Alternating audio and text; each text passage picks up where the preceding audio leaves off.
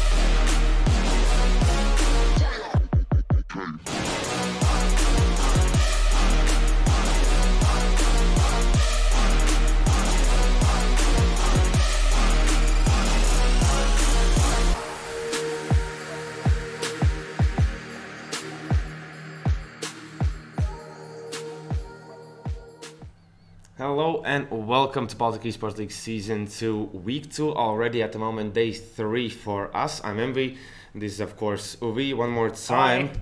How are you feeling today? Are you feeling good about today's games? The games are definitely going to be interesting. I feel a bit tired, but excited to see what will happen considering everything that's been going on so far. And obviously we have seen already upsets and crazy games coming out in the Week 1. Week 2 definitely hasn't been a disappointment, especially going back to that yesterday's Not Like This game versus eSports. One more time, I feel like It's pretty tough even to think about it. Yeah, it's continuous flashbacks about the game. Yes. Obviously, also we had a few games yesterday that were off stream as well. Yep, There exactly. was Team Red Eye playing against Volsung, where Volsung did come out on top with the scoreline of 16-6 on the train. And also we had Team Red Eye playing another game that was against EU Estonia, and the end result was 19-16 in favor of Team Red Eye. Exactly. Actually. That was kind of surprising for me. But do you think maybe that's just because they came off the game from Volsung, like having that tough opponent and one more time, kind of tough opponent to face again? Well, one tough opponent definitely prepares you for the next one, so potentially, yeah, that might be the case. Also, Red Eye did play on Mirage, if I'm not mistaken, and we know that they feel comfortable on the map. They've played it before as well, so probably that also was a factor, but that also makes things ever so much more interesting for my pick of the week in terms of games that are going to be played, which is going to be, I believe, tomorrow, where EU Estonia will meet Skinlord. So that's a match I'm looking forward to. But speaking about today's matches... Exactly. Let's check out the schedule so we can see all of them on the screen right now. As you can see, Volsung is going to face up against Aston eSports. As I already said to you before, I already saw this game, played out in GOEXANIMO tournament, and it was kind of stomped from Volsung. What was the scoreline? 16-6 on Nuke. Okay. The map that from yesterday, I'm guessing that Aston eSports like to play, but they've now at the moment lost the games that I've seen, and I think it's going to be pretty tough for them to play against Volsung, especially the map pick that we're going to see here, Overpass. Oh, little spoiler there, but okay, fair enough.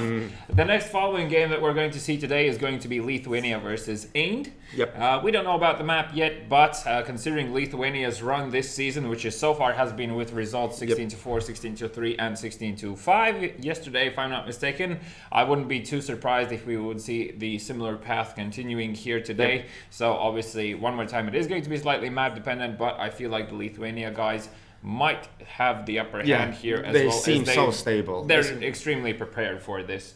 And the last and final match that we're going to be a Lithuanian battle between the Figure 05 and Žalgiris. Yep, and I'm kind of interested in that one, especially from Figure 05 that they won the game. Yes. That we are not ready that they're going to win. And Žalgiris as well, pretty good team, so I think it's going to be a pretty interesting matchup. Yeah, I feel like the last game of today might be really a close one here.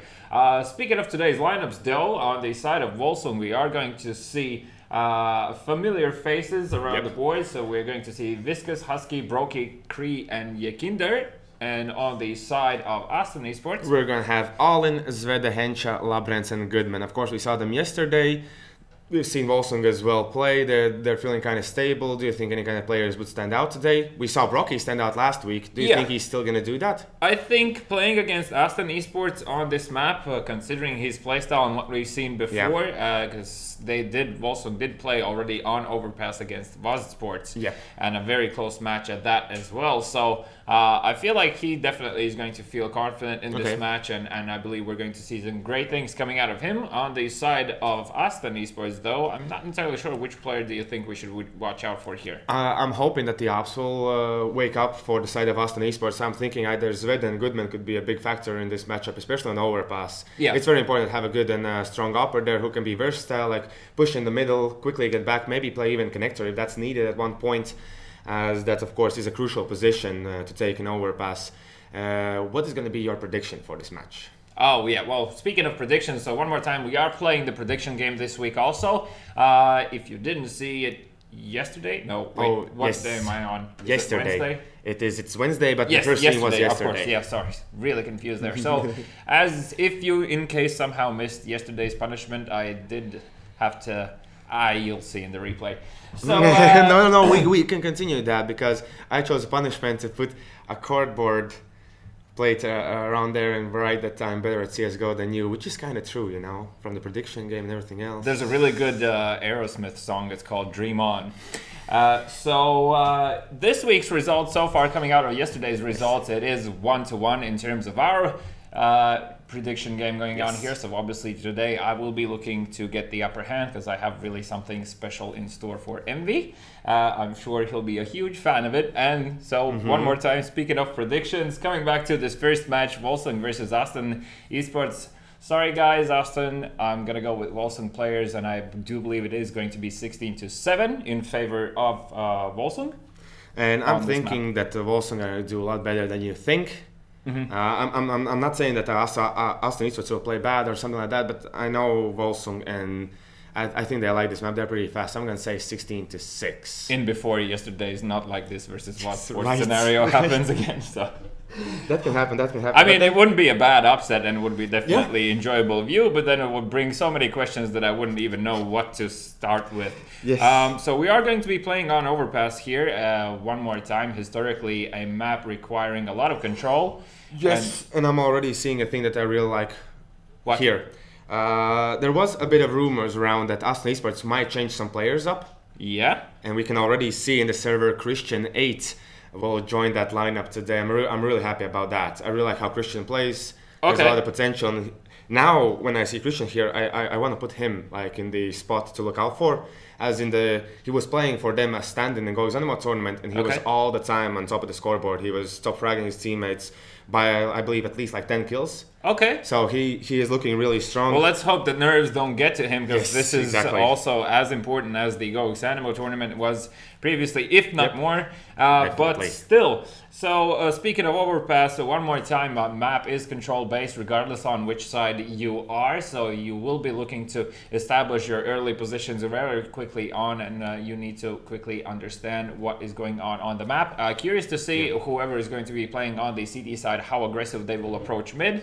As we saw Volsung playing against eSports, they did decide to go for a relatively passive approach where they would smoke off middle first and then afterwards just see if they can quickly peek over the smoke. Yes, there were a few rounds where they tried to get a pick here and there, and they actually succeeded a few times. Also interested to see if Aston eSports will attempt to return the favor, or will they approach a more risky playstyle, but I suppose that is going to be slightly dependent also on the result that we're going to see throughout this match. But before we head into this match, are you talking about that? Maybe. No. Do you see what's written there? It's of course the great Volt delivery service they're gonna offer you today as well. €10 free coupon to order from Volt. Oh my god, it sounds so amazing. It's gonna be €10 free food, man! Exactly. And as you know, Volt delivery guys are really fast. You can all the time see where they're going. I like it when you get a notification to say that your order first has been received, second has been passed on, third has been prepared, fourth given to the driver, and then you can actually track where the driver is. So obviously it doesn't help with your hunger when you're sitting there and like, come on, dude. But at least you know it's on the way and where it is. So you can actually legitimately expect it where it shows on the map. So to enter to the giveaway, one more time, the giveaway will be played out at random at some point in time during this stream. As well as you just need to type #Volt in the chat, and you need to be a subscriber to our YouTube channel. So whoever hasn't done it yet, for I cannot really think of whatever reason, please press on the subscribe button, tap #Volt in the chat, and get your opportunity to win the free €10 of food, which you should in theory have the chance to even get to order still during today's game. Exactly. So, as for here's an interesting one that I could ask you. What do you think, like, if Aston eSports win the knife round, which side are they going to choose? Probably they're going to go towards the CT side. They want to start on the defense. It's going to be pretty tough to break Volsung. But then again, playing against Volsung when they're playing on T side, they're going to be fast. They're going to be really quickly with their moves and everything else. The rotation as well will be on point. So basically any side they choose is going to be pretty tough for us on eSports, but CT side is the way to go. CT side is the way to go. Okay. Their ops could really work on that side. I think it's going to be pretty tough to play on T side with the op. Volsung are not the guys who are going to peek into op like one by one, although that is the Latvian tradition. Yeah, that's an ongoing trend. Unfortunately, that has been passed on from generation to generation now. In certain situations, obviously hope that we're not going to see too much of that today, and that it is going to be good, clean, organized fun here. Also curious to see if Aston eSports have prepared any sort of strategies, as we saw one more time coming back to that game where Volsung was playing against eSports. It was relatively like default CS coming out. They had a good amount of rotations. They really knew how to use the timer on the map, so I don't think that trend is going to change. Perhaps they have made some adjustments after their game versus eSports here. As for Aston, I personally haven't seen them on Overpass yet. Yeah. So, but we can say, I don't know if we can say a lot from it, but from Nuke and what I saw from them playing the GOEXANIMO tournament, they don't have too much strats prepared. Yeah. So they're usually going for the default approach, trying to get Windows battles. And against Volsung, you need to have that strategic advantage to get those rounds. It's going to be pretty tough to win one-on-one duels. Well, at least as far as to throw off these experienced players on the side of Volsung, for at least to force them somehow doubt themselves. Otherwise, we all know that, well, pretty much anyone on the side of Volsung can just be in a 1 versus 5 situation and it's still winnable. So exactly. You never write down Volsung because their comeback potential is also pretty huge. Yeah, we actually seen that also as a almost ongoing trend in this season. I mean, from one point of view, I'd be really excited to see where we go here in terms of overtime. Otherwise, I feel like Volsung should really step it up and just show how it should be done and approach the game in such manner. Do you think like Volsung, just because like they're the comeback kings, maybe even, do you think that is that only the experience, or they have that approach in the team? Like you have played with some of those guys. Definitely that's not an approach. I mean, it comes usually from, in teams like this, it usually comes from the point of view that you feel extremely confident, and then initially, okay, things are not going our way, it's fine. Yeah.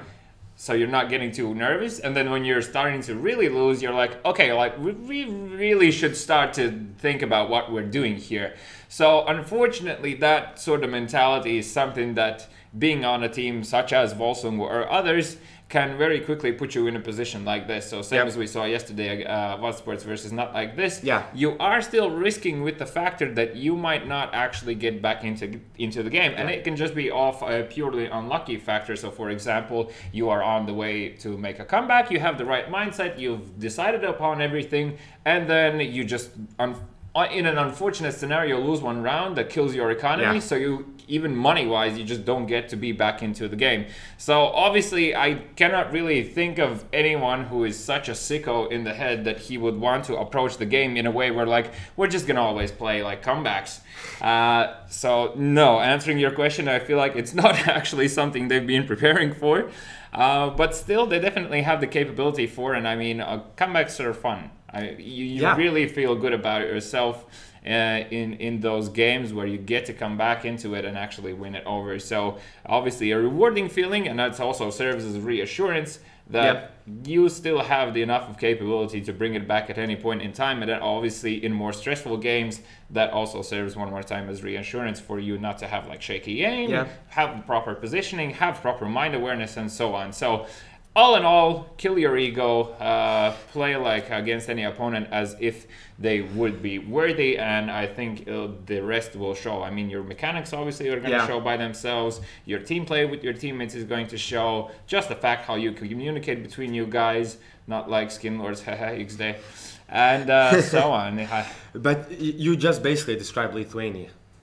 Yeah, that's exactly why they've been so successful so far. There's barely any chaos on the map. The guys are stable as hell, and I would expect nothing else from them because they see that the system works. Obviously, they know they don't need to make any adjustments, and unless they lose, it's highly unlikely they will. And fair enough. I mean, they don't need to do anything so far apart from play your games and continue winning on. So.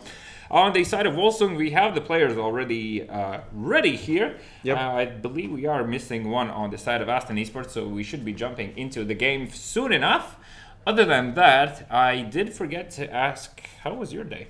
My day was already pretty busy. I woke up pretty early, but I'm ready for this moment as I was waiting to get here in the BSL studio for quite a while. Fun games. I'm really looking forward to that Figure 05 matchup against Žalgiris. Why? As I said, Figure 05, they showed up the day before. Žalgiris have always been kind of a strong presence, and I'm really thinking that that Lithuanian clash, as already even Gekons mentioned to us, will kind of put the second team in Lithuania. Who's going to be that strong force besides Lithuania? Do you feel like Žalgiris might have some sort of mental block playing against Figure 05? I hope not, as they've always been pretty calm with their approach. It doesn't seem like I'm just judging off that just like pretty much.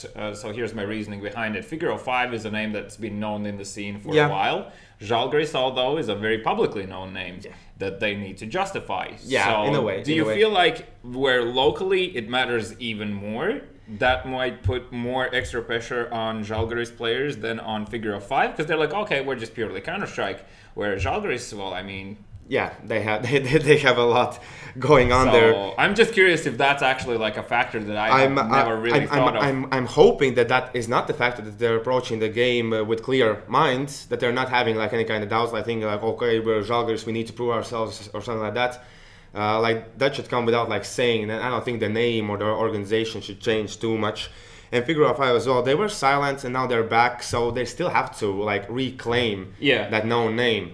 So it as well is kind of a... Okay. I've actually just received word that Zveta is experiencing some... Hensha is actually experiencing some technical issues on getting on the server. Quite unfortunate. So we're still looking to find out what exactly is happening here and see if we can get the player onto the server soon enough. So yeah, I mean, I feel like this is going to be a game that depends on how quickly either of these teams, what pace any of these teams decide to set on the terrorist side. Yeah. Because I mean, you can quickly throw off your opponent, and as we already spoken so many times before, knowing when to switch it up or when exactly not to do it is very crucial for you to be able to secure a victory on a map such as Overpass. The only other map I can really think of that way would also be Nuke. Yeah, and that's what I want to say from Nuke. We remember how AST and eSports approached. They were pretty slow about it. When they went to RAM, they got completely demolished there by ICAS. And it's going to be exactly the same scenario here. I even think so, yeah, that AST and eSports, they're going to be a bit too slow to win against Volsung. And Volsung, I said before, we already saw like that rush through Long and through Toilets and everything else with Yekindaur in front. That's almost unstoppable terrain. It's going to be pretty tough for them to deal with that. Okay, there's also a small correction coming here in terms of AST and eSports lineup. Goodman actually has been, pretty much put off the lineup. Yes. And Christian is going to be subbing for now. We'll see if he's going to be... Only subbing?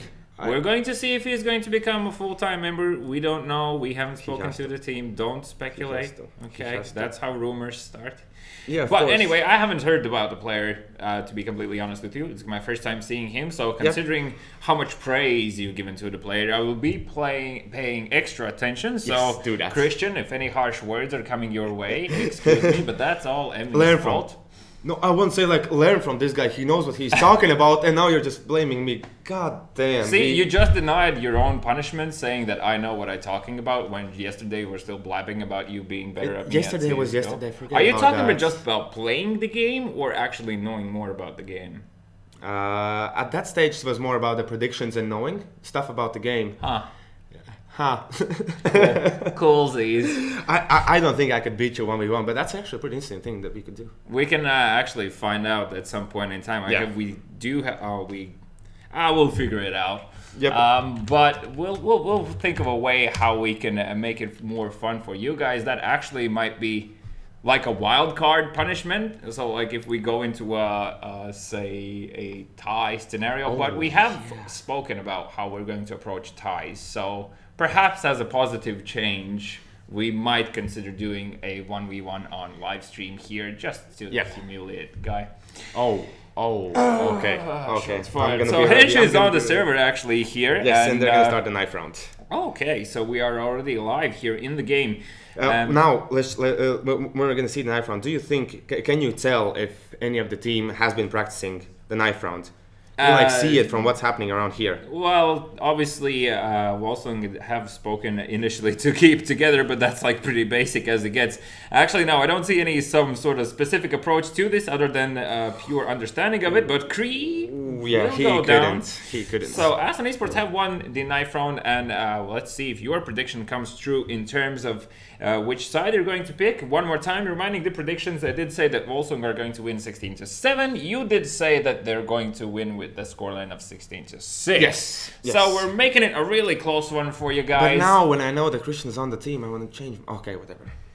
See, because if they get 7 or more rounds but still lose, they'll probably get. Then I win. Yeah, they'll probably get those rounds. Yeah. Do you feel that sinking feeling in your stomach, just slowly settling in?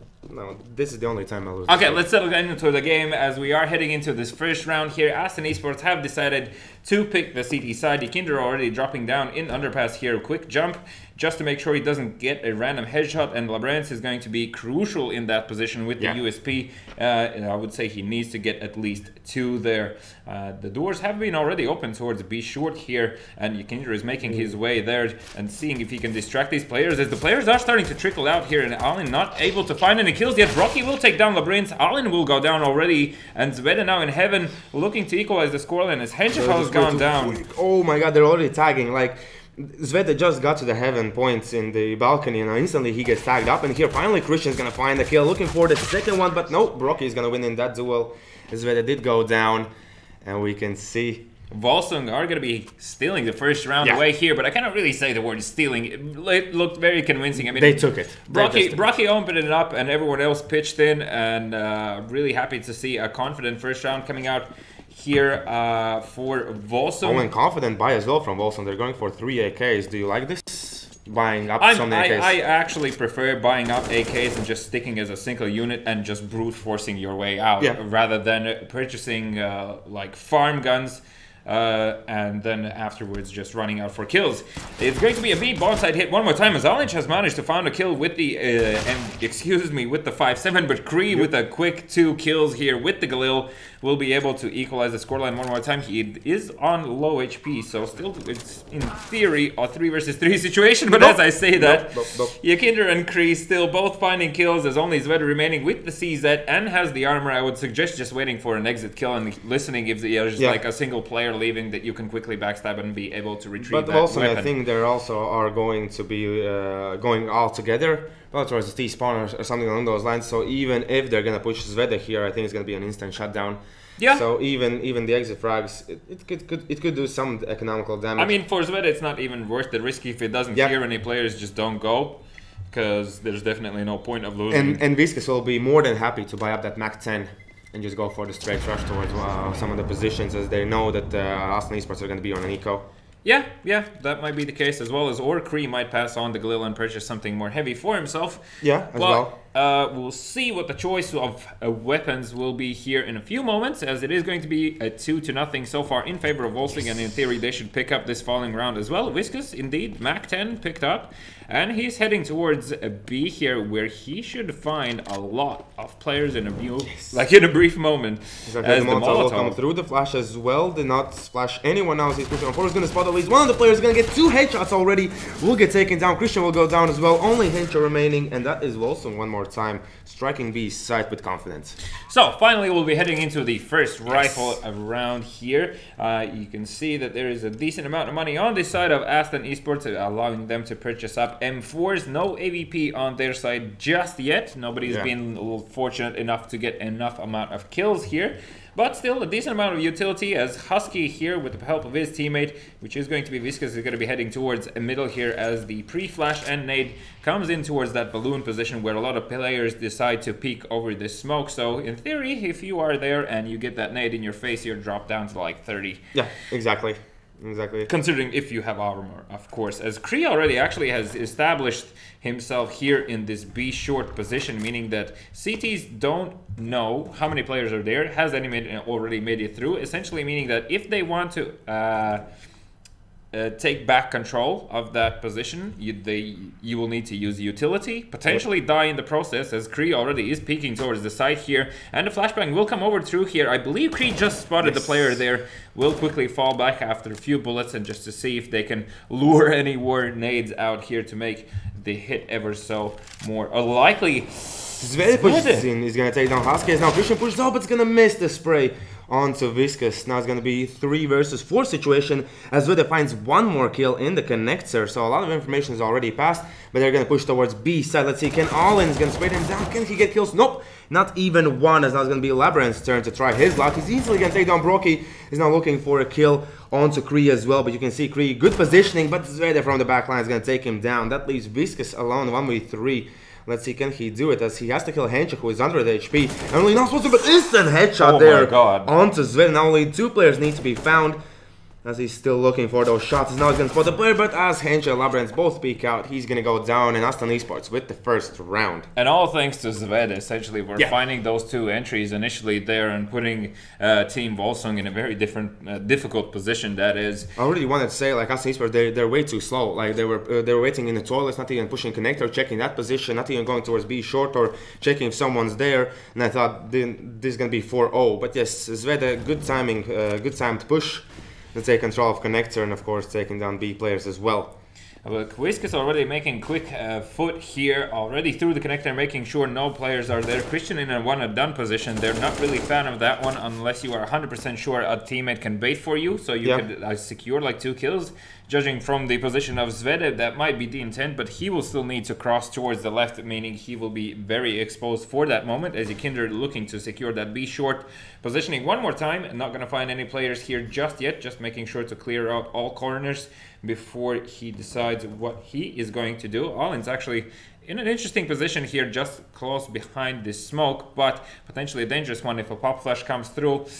You might be able to evade it, but that means you're with your back against terrorists rushing through, so you need to be careful with that one. Screen now posted up, and we'll find Christian here, who has like probably the worst timing in that situation when to pick. But Zverev could really surprise these players as he finds one. Brocky will take him down. That was a very good intent. Unfortunately, didn't make any further on here, as Hensha will be taken down by Kinder on a site as the bomb already is being planted, and Lorenz has found his way towards CT stairs. There's now Viscus with the grenade. He's going to deal some damage, and AYN's going to take the kill. It's going to be 2v3 situation. You can see Yekindar and Brocky both are really low. As now Yekindar did spot the enemy player, is going to take down Labrens, and he even going to take down AYN with 22 HP. Good positioning there from him. And now Nick slightly unfortunate for AYN there with that smoke positioning, and didn't realize that the gap on the right hand side offers such an advantage for the terrorist player.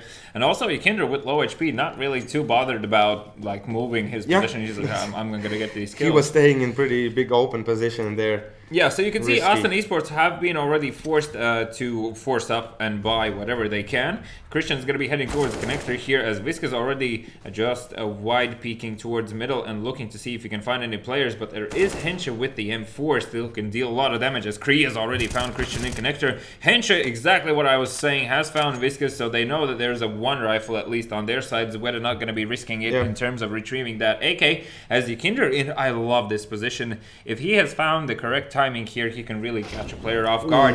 And on the other side, he's known that there's at least one player there, all in pushing, but that was a mistake, as now Labrens with the CZ has to reload. Now look for the kills. The players are low. Yekindar, if he's going to get this kill, no, he won't. Labrens going to take him down. As we can see, 2v3 situations. Already mentioned Kree and Husky both low, and Labrens going to find one more. Now it's going to be Kree pushing in. Brocky as well with 100 HP. He's going to look for the kill. They're going to get it. It's going to be 1v1, and now Brocky knows where Zed is. Yeah, the information was passed on from Kree here, so obviously Brocky quickly planting the bomb, making sure that he can definitely secure the money, and he's planted for heaven here, so it's going to take a while before Zveda gets to a position where he can actually find out what's going on. So he sees the bomb plant here and should understand now that most likely it is a heaven plant, unless the guy is hiding in graffiti. But he has no nades to clear out the corners, definitely doesn't have the HP to push for it, and also doesn't have a kit. And Brocky, with the safe play here, is going to be placing down a Molotov as well as a flashbang. Peeking wide here as Zveda looking to get the kill, but desperately will go down to Brocky. Good job there by Volsung. As we saw, I want to check out the scoreboard at the moment. Yekindar on top with 8 kills, which are as well what we kind of expected. So where's your Christian now? He's on 116. Yeah, he probably stress. Probably stress. Okay, well, we'll say that it is going to be stress here, as AST eSports one more time are going to be heading into an economical round here, just off the fact that they won one gun round and then instantly lost the next following on, meaning they used all of their money and have to recover from that still. The Molotov towards B short here, preventing anyone from either going in or going out, as a lot of damage can be dealt by that thing, and I don't know, I haven't decided how I feel about Molotovs. I sometimes love them and I sometimes hate them. So. You love them when you throw them, you hate them when you're burning you, right? I'm just maybe a pyromaniac. Okay. The flames, as Zveda finding Yekindar here, and really Zveda looks like to be a player to look out for on the side of AST eSports here, as Husky does manage to spot the first player, doesn't get him down, and he will be pushed from all angles as Zveda with a single headshot. Those are 2 AKs now going the way of AST eSports. Now Brocky, he's gonna miss the shot. Now the players are going to still push him up front. Has to be pretty careful about his positioning. One more time missing the shot. He can miss 2 more shots as he's going to go down. And only 2 players will remain. Kree with Whiskas. Kree already has found one of the players. 3v2 situation, but 2 AKs are in play. And now Seeking Aston eSports retake this one as their positionings are pretty great. Whiskas with 1 player spray down the second one as well. And they're going to get the last one as well. Kree got 2 kills there. And this puts the scoreline 6-1. Are you now feeling confident about your prediction, seeing this start of the game? Kind of debating about it, just trying not to think about it, you know, because if my plan backfires, considering how much I've been boasting, I'm sure you will choose something spicy for me as a punishment in the next following week here. Definitely. But Rocky with the AVP is going to be peeking towards Monster here as the smoke will be deployed. Didn't really get to see if he actually shot a bullet or not. Oh, they're gonna go out with pop flashes through the smoke here, and Alin full in flash. He's gonna be surprised by Kree, who's already out. Ooh. And Labrens will go down here. And so will Hencha. It just seems so easy for them to take the control of the side, and this was already what I was thinking about. Aston eSports, they don't have that strategic approach towards the CT side. As here you can see, they're dropping down 1 by 1 to Brocky. The new addition to Volsung in 7-1. That was definitely not a convincing gun round coming out of Aston eSports, if anything. Yes, definitely not convincing. I'm gonna go ahead and say that most likely this is Volsung's map pick to play against these players. As we know, Aston eSports prefer something a bit more simple. That could be the 7-1 as nades are going to be flying towards middle here. Not going to find any damage on the side of Aston eSports just yet, but obviously making sure that you are safe before you peek out here with these valuable weapons is always a thing that you should do. As now Zved looking to deal some damage with that Deagle, and he will go down with a beautifully placed headshot by Husky there, and Christian really needs to get at least 2 and step it up for his team. Otherwise, dude... Yeah, there's a lot of learning ahead of you. Okay, but let's see. They're not heading towards middle now. 2 players are going to head towards middle. Christian's going to be ready now with the smoke. He can't hit the first shot, and Husky's going to take him down, but they all go down in connector to Husky. He's going to get a 3K now. Hencho with a Deagle. Looking to go huge, but not even close. We're just going to take him down. And how many more one-side games we're going to see? Because this is basically 4th one in a row. The 4th... Not entirely sure. I'm just curious how many frags do they have on the CD side in general. So obviously Zvede putting up 7 here. A few players on 4, 2, 1. And then you have Volsung. Yeah, and then you have Volsung. 12 kills for Kree. 8 for your team there. Kree has gone pretty huge Whiskas, already. I believe he just spotted the player there who was peeking towards the smoke as Brocky has been dealt down to 76 HP. Kree already spotting one of the players here very quickly. I don't understand how nobody was watching out for him. Yakinder finding Labrans here, and there are still 3 players towards B. Kree will take down Alin as well. Yakinder beautifully placed headshot onto Hencha. Zved will go down, a crucial player on the side of Aston eSports, as now only Christian with the AVP is going to remain here, and he will be looking to save this weapon, and obviously he's definitely going to be hunted for now. And it's just run, dude, as Kree is already making his way here, and Whiskas should shortly hear the player.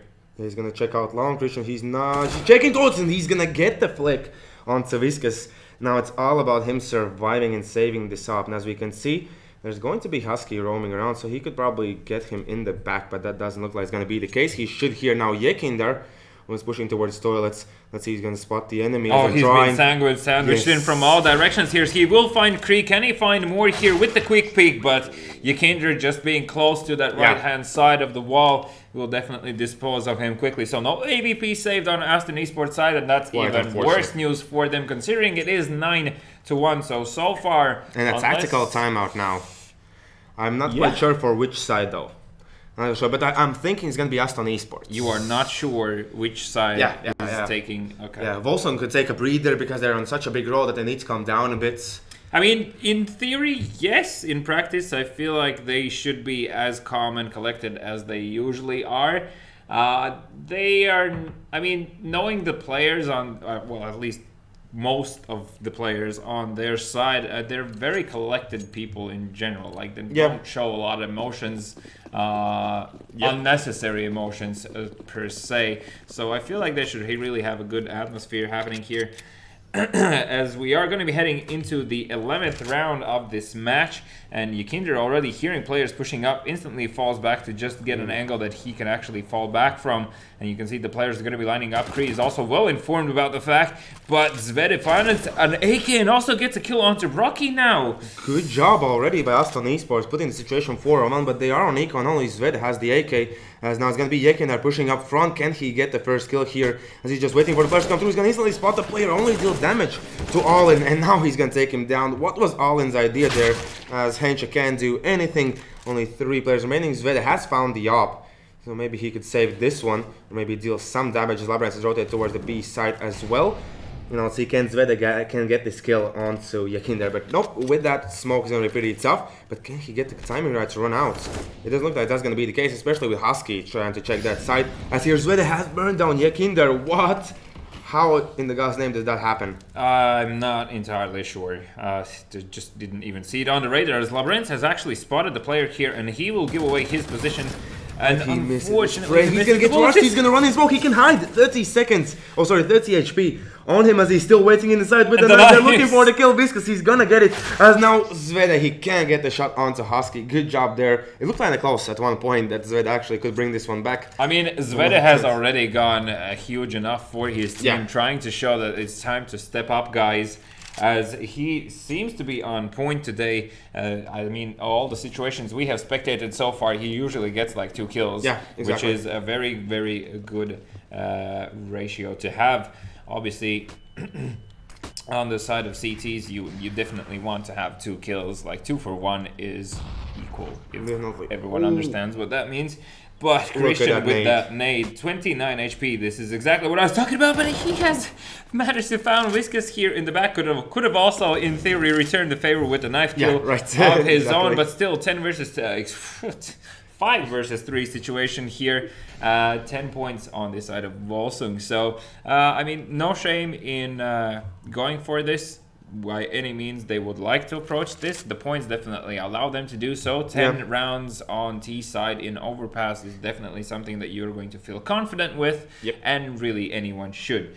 So it's still any man's game here, as it is a full minute on the clock. Not so much utility left on this side of Aston eSports, but there are 2 AVPs and one of them is in hands of Zvede, so I'm sure that we're going to see excellent stuff here, unless Kree can go huge for his team, as he was looking to just distract the Opera in order for Brocky to find the kill. Yep, the grenade not dealing too much damage. Husky going towards Monster. Has to be pretty careful about AYN's positioning here, as now he's going to come out, but he's AYN not even getting the kill. Brocky as well with the shutdown, as now they're trying to move in. Hencha managed to get away, but can he get the kills? Because that is what counts. But Brocky going huge, playing from the side there, as Zved's going to find one, but Brocky's going to still get the kill. Now Christian knows where to look. Can he win this 1-on-1? He will win it. It's going to be 2-10. He comes in play when it is needed. Oh my god, that was way too close for comfort on the side of Aston eSports there. And Brocky showing one more time with the AVP. I don't really recall which was the map that we saw it on previously. Him going huge with the op as well. So a lot of kills coming through there. I believe Brocky got 3, and who was that? Yakinder that was left with him also found 1. Or was it Kree? It was Kree. It was Kree, yeah. So 10-2 here, as Yakinder already finding a kill towards B short, and one more time it looks like B is the preferred side of choice for Volsung, as obviously they have found success there on numerous occasions already. At least they're hitting B side at first, like it's the first blow towards Aston eSports. They're just putting Yakinder and Kree there, excellent aimers, just to distract the enemy so they can control the rest of the map. Yeah, that's exactly what I was about to add. Like if you hit B side strong enough, and if you get an entry there, that is going to force the rotation, meaning that if you have your players positioned correctly, you should be able to take A with relative ease. As Yakinder somehow did go down to Christian there, it looked like he might have the upper hand, but the execution towards A side is going to be coming through here. Molotovs deployed, and Christian one more time will need to go huge here for his team. Is going to be going wide to find the other terrorist player, but Viscous with the positioning already probably heard the player a long time ago. So still 2 players on extremely low HP here. Kree saving the life of Viscous, as AYN did run out extremely quickly in that position. And not only Labrans remaining here, he doesn't have a kit, but he also doesn't know that 3 players are on low HP. Exactly. I'm looking at this and I'm looking that he could actually clutch this one. if he's just fast enough and precise enough as Viscus. Can he see the enemy player? Labrand's not even pushing out. He's going to go around and Kree is going to shut him down.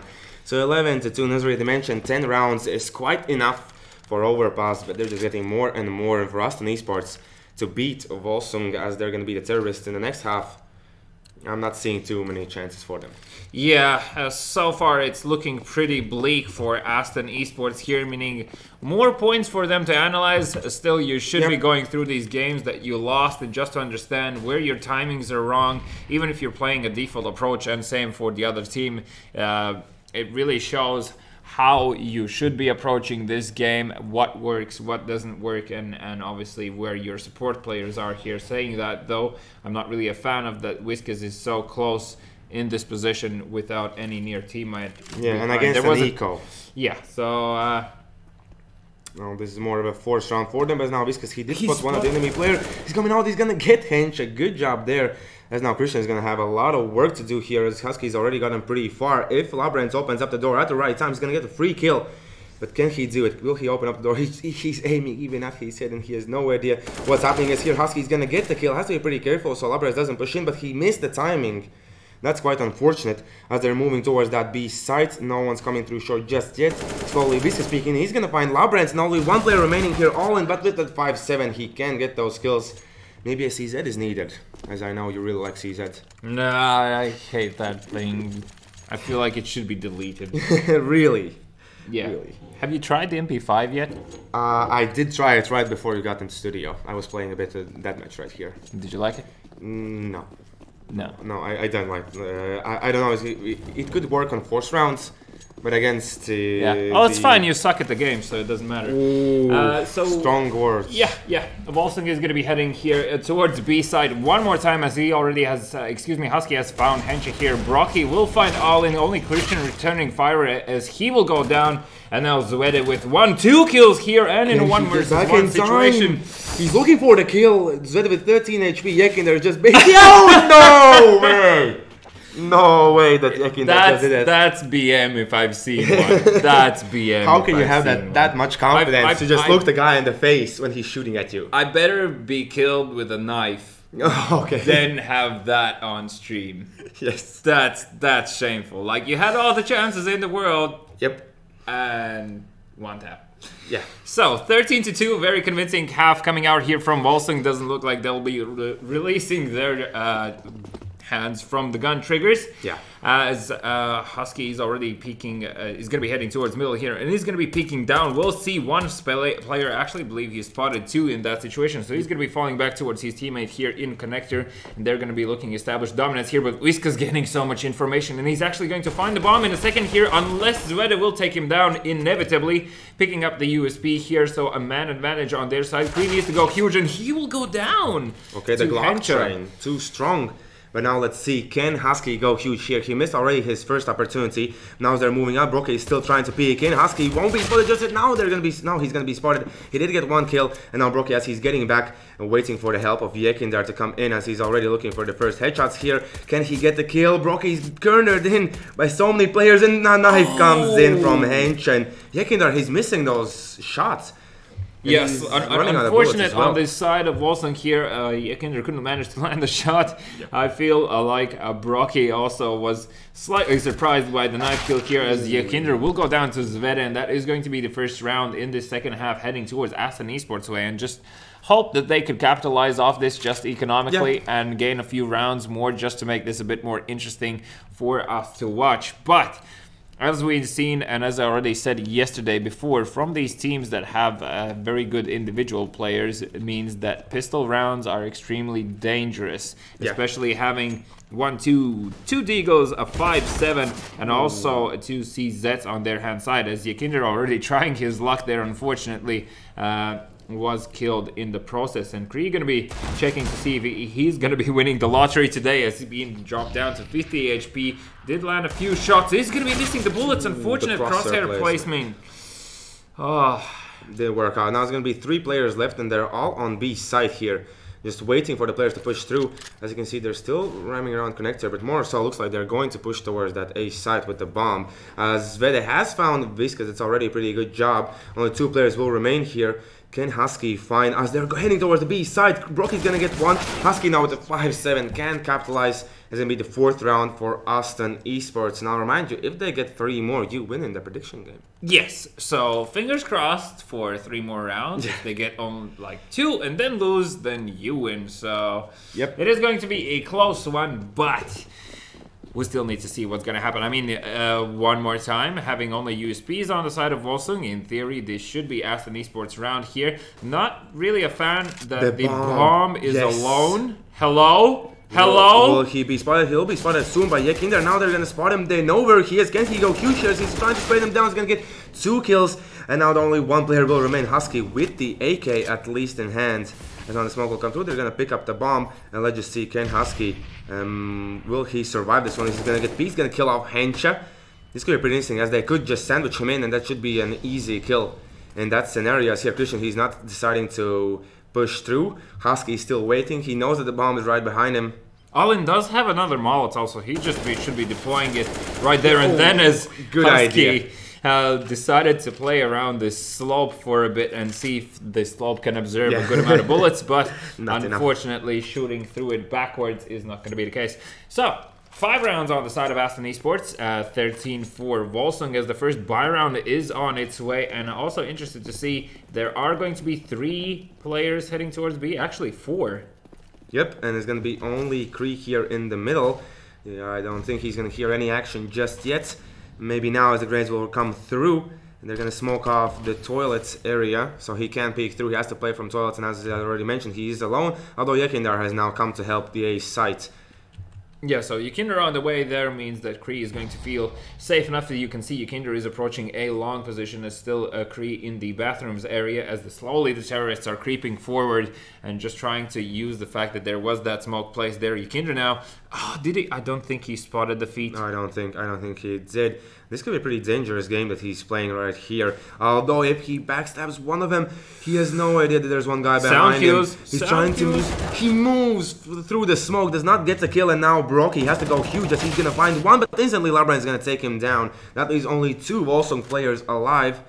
And let's just see, can they pull this one off? There's no kit and only utility on Husky. Who will go down here is now Viscas is going to be heading here to look and find quick kills, but Christian showing up finally and with 2 quick headshots, it will equalize the scoreline. Look how Volsung kills are spread out. Yeah. All of them have 16 except for Viscas with 13. Now that's probably just off the fact that he's been playing in positions that have seen, well, obviously 2 kills less than any other position. Yeah, okay. So 13-6 here, a pleasant sight to see. As we can see already, this match is starting to equalize, and obviously Volsung one more time are going to be on the pistol round here, meaning that potentially they might get 7 rounds, which means that you might lose that prediction. Well, let's just see, maybe, as Christian still is trying to go huge here, but Creek is missing the deagle shot, and he's going to be taken down. Now Yakinder understands that this is not the best situation to push into long, as there's just so many players coming through. Brocky trying to take off the attention, as now with the smoke drop down, they can easily push forward without being afraid of being spotted. As Viscas from the back line is going to get only 1 kill. That's almost so lucky here. They're still trying to look for the kills, but Christian and Zvede, they clean the house. Gonna be the 7th round. Christian down on 1 HP there in that situation, so slightly unfortunate for Yakinder. I feel like the idea there for a brief moment was that Brocky should be able to bait for himself, and and Yakinder would try to go for a knife kill, as obviously the terrorists would be looking to clean out the site quickly. So not a bad idea if that was the case, but Aston Esports have 7 rounds on the board, meaning you have no chance of winning this prediction game anymore. Exactly. Yay. Exactly. And Kree heading into connector here is going to take some amounts of nade damage, but will position himself accordingly. Now, curious if Labrance is going to be ready for this, as he did spot the player, but the wide peek from Kree will make Labrance go down, as Alin will trade. So 1-to-1 trade here. Obviously still favorites the terrorist side, just off the fact that now CTs definitely have some points on the map that are not being looked out for and will require extra attention. That means more rotations, meaning that there are more possibilities for the terrorists to abuse this if their timings are correct. You can see that the bomb now is only exiting into middle just now as Christian is leading the way, and Zvede with the op is definitely taking his time here to make sure that there are no interesting positions coming out of the CTs. I like the approach that Aston eSports are having right now. They're being really slow. They got the kill. Of course, they were traded back. And as you can see, they're just trying to still find the first openings. And Brocky here with this position has to be really careful. And if he gets the timing right, he could peek in and get at least one of the players right here in the middle, as they haven't entered the toilet just yet. And he is looking in the right direction. But can he, as I mentioned, can he get the timing right as he's peeking left and right? I know he was spotted. He was spotted, I believe, by Henches. Now they're going to push on forward. Zvede with a double kill, killing off Yakinder and Brocky, as now only 2 CTs will remain. Looks like Volsung are having a bit of problems now dealing with Aston eSports.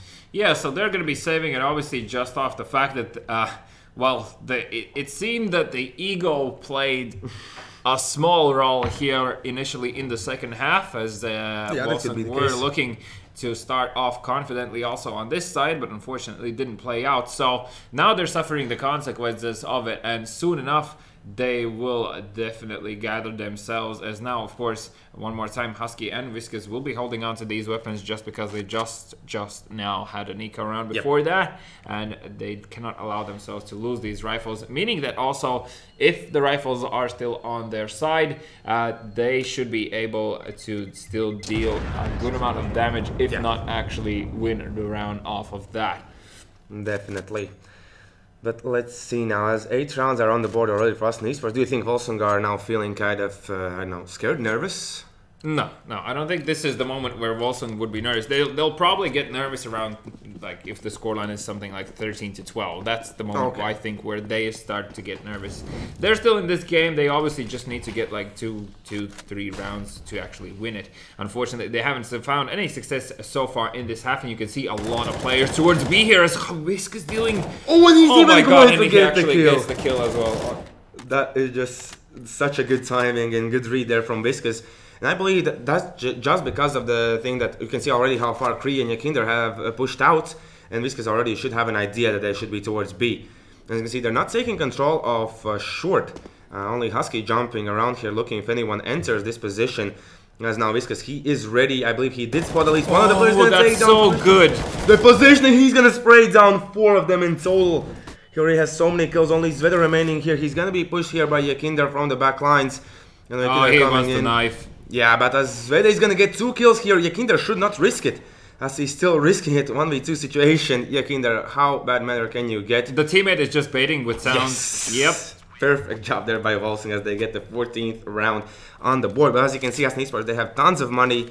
They won't be too sad about that. But of course, there's only 2 more rounds that they need to make mistakes on. They will lose this one. Yeah. So your only hope right now is for Aston eSports to win. Yes. Otherwise, I might be scoring today's first point in the prediction game one more time. Remember how yesterday ended? It started off by you winning, and then I tied the game up, and today's gonna be the same thing, so don't worry. Yeah, as Lorenz here missing the shots, doesn't really manage to find the CT player, and Henshin now both with the help of Lorenz looking to find him, but Kree with the positioning alongside with Yakinder, and Kree quickly checking for any extra players in that playground area. Christian now in connector here with the help of his teammate, I believe that is Zvede, who is there with the AVP to support him, are looking to group up, as it is a 4 versus 3 situation, meaning that the terrorists need to hit a single bomb site most likely, unless they manage to find some crazy entries here. And this is going to be dicey. Let's see how will have to be unlucky. Changes the timing. Allen will take him down. Now in the site, Viscous already found good kills here in the last time, as he's going to get the kill against Allen, but it's going to be 2v2 situation. They're now trying to move into the site. Viscous, he's gonna go down in the end, and now Brocky is gonna be let in 1v2 situation. Definitely doable. Has to be pretty careful about finding the enemies, and now he's gonna switch out to the AK. But quite potentially could find the hopper, but Zvede quickly realizes where to look. This is going to be the 9th round on the board for Aston eSports. As one more time, Volsung will go for the eco round. That's quite unfortunate. They're giving away tons of rounds, and the round difference, remember, that's also a thing. Yeah, the round difference is definitely a thing, so obviously Aston eSports, that's probably still one of the reasons why they actually continuously fight on here, as any other team probably after that first half would be crushed and wouldn't even look to gather themselves again for this match, as it is going to be a full economical round here coming out for Volsung. The flashbang here towards lower isn't going to mean that AYN ZAL is in a world of trouble, as he will go down inevitably, only finding a single kill in that situation. Brocky also with the deagle in hand. Here's the players in bathrooms and is going to be looking to backstab him, and that is also the bomb. He spots the bomb and will be looking to nail the kill. No, unlucky dude doesn't get the timing right. Zvedin now could be backstab from the backlines. I believe he was spotted, and now they're just waiting as Kree's gonna get the kill. 3-on-3 situation, 1 AK and 1 op on the board. This is getting closer, but that USPS could take off the attention, at least from the other 2 players, but more so looks like they want to save, especially that op. Yeah, obviously you don't want to overextend with that AVP here. Lebrun's almost losing his life when he was jumping up, and Whiskas finds the kill towards Lebrun. It is still a 2 versus 2 situation. They don't have a kit on the side of Volsung, unfortunately, but still a very dicey round, a very expensive one. And the only thing that's saving AST and eSports here is just the fact that they actually managed to plant the bomb. But oh, 3 kills in a full economical round on the side of Volsung is definitely a score that you are going to be happy with. So 14-10, this game has actually been a bit closer than we initially thought here. And the only reason why they are succeeding so far as I can say, or from my point of view, would be that Volsung currently on the CT side are playing a very individual game. Like they're not playing in pairs in certain situations, and that's really not paying off here, just off the fact that like a single man is trying to do everything. Sometimes it works out if you're Whiskas in that towards the monster here, and he's looking to return the favor one more time. Other times it's just not gonna happen. So I mean, unfortunately for them, Kree hears the players entering towards B short here and should be calling for a flashbang. He just wants to make sure he's going to be safe enough for him to pass this smoke grenade, as the smoke has dissipated, and now both the Kinder and Kree here looking to see, well, find the perfect timing to jump out here. Let's see. Oh, the flashbang through the window here, as AYN is going to be forced into the side, and he will go down as Christian has found 2 players here. Good job from him, as the Molotov will be deployed towards the site, and Christian just looking to deal more damage. He's fully flashing. Yakin there with 2 kills. We've been waiting in the Molotov. Their only Henschel will remain. Volsung, they have found a way back into this one, as now it's going to Henschel looking for 1v1s, but from the back lines. Kree's going to take him down. That's going to be the 15th round for Volsung on the board, as now they need only 1 to win it. And as we can see, as an eSports, Christian even had 16k on him. Yeah, so he's going to be dropping for his teammates. Obviously, Zveda gets the AVP there. Actually, interesting that Zveda was not given a secondary pistol upgrade. Like as well. I mean, you have the AVP, you want to really have a decent secondary pistol on you. So the nade will be dealing, it looks like almost equal amounts of damage on either side here, as Kree now peeking towards middle, looking to see if he can spot any players heading out. Christian already very quickly making his way towards A long here, quickly clearing out the tree position, as well as advancing further on and probably just jump peeking there, looking to see if he can spot any players. And Brocky just, oh my god. How many times is his timing going to be that off, as here Kree does not spot the head, and Christian's going to take the kill one more time, as they're going to now move into the A site, as it looks from long. It's going to be Brocky ready, as he's going to take down AYN. And now looking for more kills. They're going to shoulder peek him probably, and he's going to get headshot. Now they're peeking out. Can he get the kill? Christian's going to find it, but only 2 more players will remain on both sides. As we can see, the bomb's in the hands of Zveda, so they can still figure out and go towards B side if they want to. But Whiskas quickly realizes that is going to head back. Yeah, it looks like the terrorists are just still figuring out what they want to do. In that position, Brocky stayed alive way too long for AST and eSports to be entering this site. And even if they would have inevitably killed him off there, I'd even say like a second sooner, it would still be a second too late, essentially, because the rotation already had come through in that moment. You can see that one more time, AST and eSports will decide to approach this A bomb site, as Zveda, all in theory, leading the way here with the AWP. They're just going to be looking to clear out these corners, and Husky, I feel like he's going to find the best of timings here in a second, as he spots one of the players. Here's the bomb being planted and realizes that he's being peeked for, as the bomb has not been planted just yet, as Zveda misses the shot, and Husky will close it out 16-10. Yeah, good job there by Volsung. A lot closer than, of course, I expected. But do you think AST and eSports, did they practice from yesterday, or is Overpass just a better fit for them?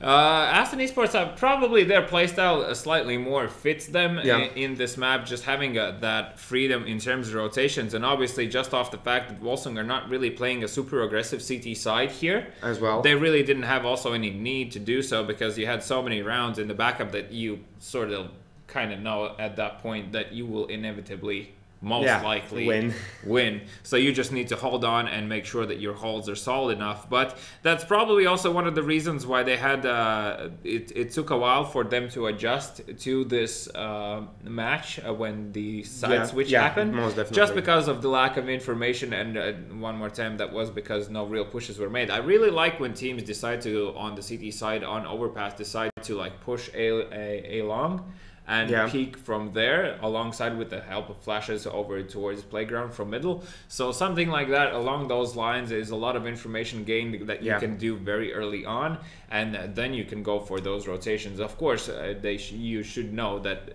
when imminent B hit is not going to be happening the same way, because otherwise that's like probably one of the worst outcomes in that. And we saw how well Volsung utilized that. They had two players, Kree with Jakindar, pushing on towards A long through there. They cleared out middle, and then that was just Viscous spraying through the smoke and getting that kill. Also, props to Zvedem. I mean, 25 kills here, almost dropping a 30 bomb. Playing against Volsung is definitely something that you should be proud of. So very good individual skill there. Also, Christian managed to get back into the game. At one point, he was like with the scoreline of 1 kill, 1 assist, and 6 deaths. So him finally achieving 19 kills towards the end there means that he really put his heart out, and obviously we saw some very solid, crisp headshots coming out of his way. So what we're going to do now is I will remind you one more time that there is a quick giveaway, #Vault in the chat. Be subscribed and make sure that you are eligible to win this free 10 euros of free food. We are going to be heading into a very small commercial break here, and when we come back, we're just going to quickly talk about the next match, and then obviously jump back into it. But so far, hey, I won the prediction game. You didn't win it, you win it one time, dude. What is going on? Seriously?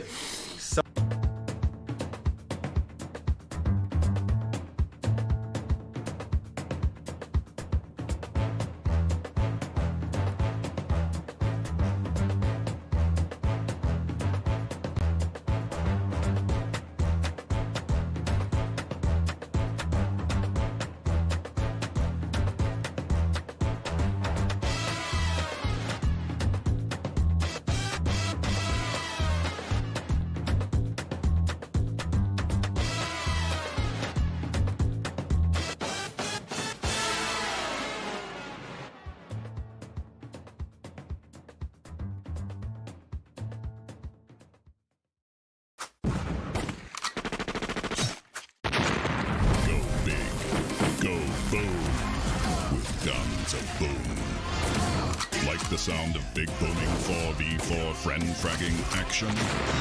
We'll fix you up.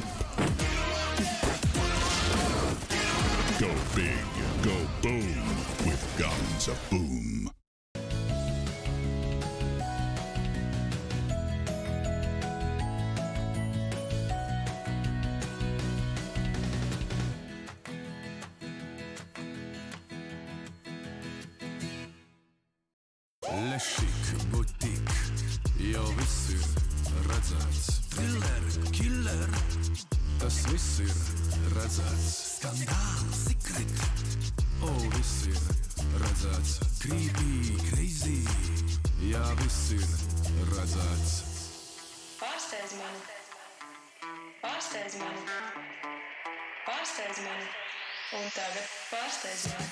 Lūdzu, jaunā Helio interaktīvā televīzija nomaina Lattelecom ITV. Televizors, tālrunis un planšete darbojas kā viens vesels. Tagad pārvaldi un aizraujies pilnīgi jaunā līmenī. Izklaide progresē. Helio.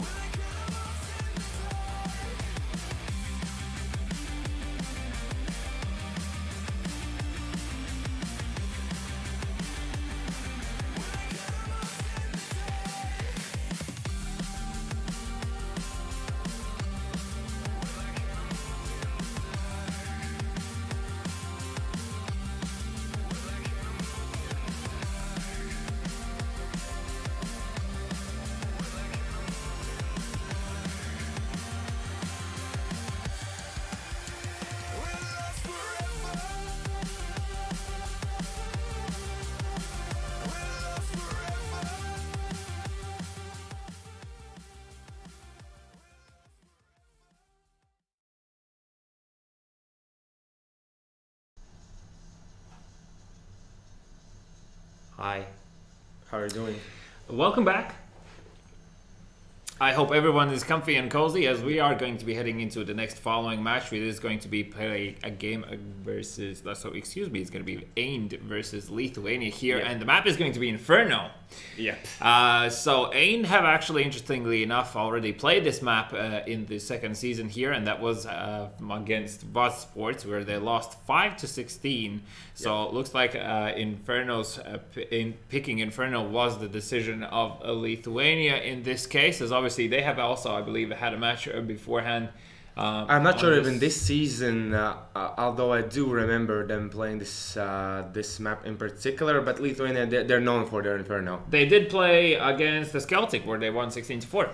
Okay, 16. Oh, okay, that was that game. Yeah, that was that game. So they'll probably be looking to repeat this scoreline here. Yeah, definitely. One more time, Inferno. I feel like in this matchup is definitely something that Lithuania will be looking to gain control quickly, and also being a dominant force here. Obviously, having the AVP in the hands of Carcass. For AYN players, I mean, they really need to find something special here in order to throw them off. But we saw, I will remind you one more time, a quick upset yesterday for Not Like This, playing against eSports on the map, and eSports were considered to be, well, the kings of Inferno here, previously known as. And of course, I'm sure that AYN have perhaps, I'm not going to be sure, but I will hope that they have had a look at it, as we could, in theory, see have a look one more time at the lineups that both these teams have. So as AYN, they did have the switch up. They kicked out Inno and they got in Switcher. So the lineup for AYN is now Fields, Tulip, Switcher, Kritu, and ZFX. Yes, and on the side of Lithuania, we have the very well-known Ikas, Karkas, Butters, Lane B, and Lukia. So you can even see now their names. That is so cool. Oh my god, it's like the future, man. Definitely is. I was checking. Oh, now I know why Tulip is nicknamed Tulip. His last name is Tulp. Okay, well, so it could be. So it could be from that. So it could be from not from the movie that you said. Yeah, that's actually kind of disappointing. It's just too really. It's too simple. Did you know that Svede's nickname is also from his last name, because his last name is Svede with an S, and he uses Svede. So that's kind of cool. Didn't you want to be like Shen Feldius or Sheld? Stop, please. Just no. You don't like it. You don't like it. Okay. Well, how do you think is AYN gonna be really bothered about the switch up? Maybe like their strats they were prepared before Switcher is not ready, or?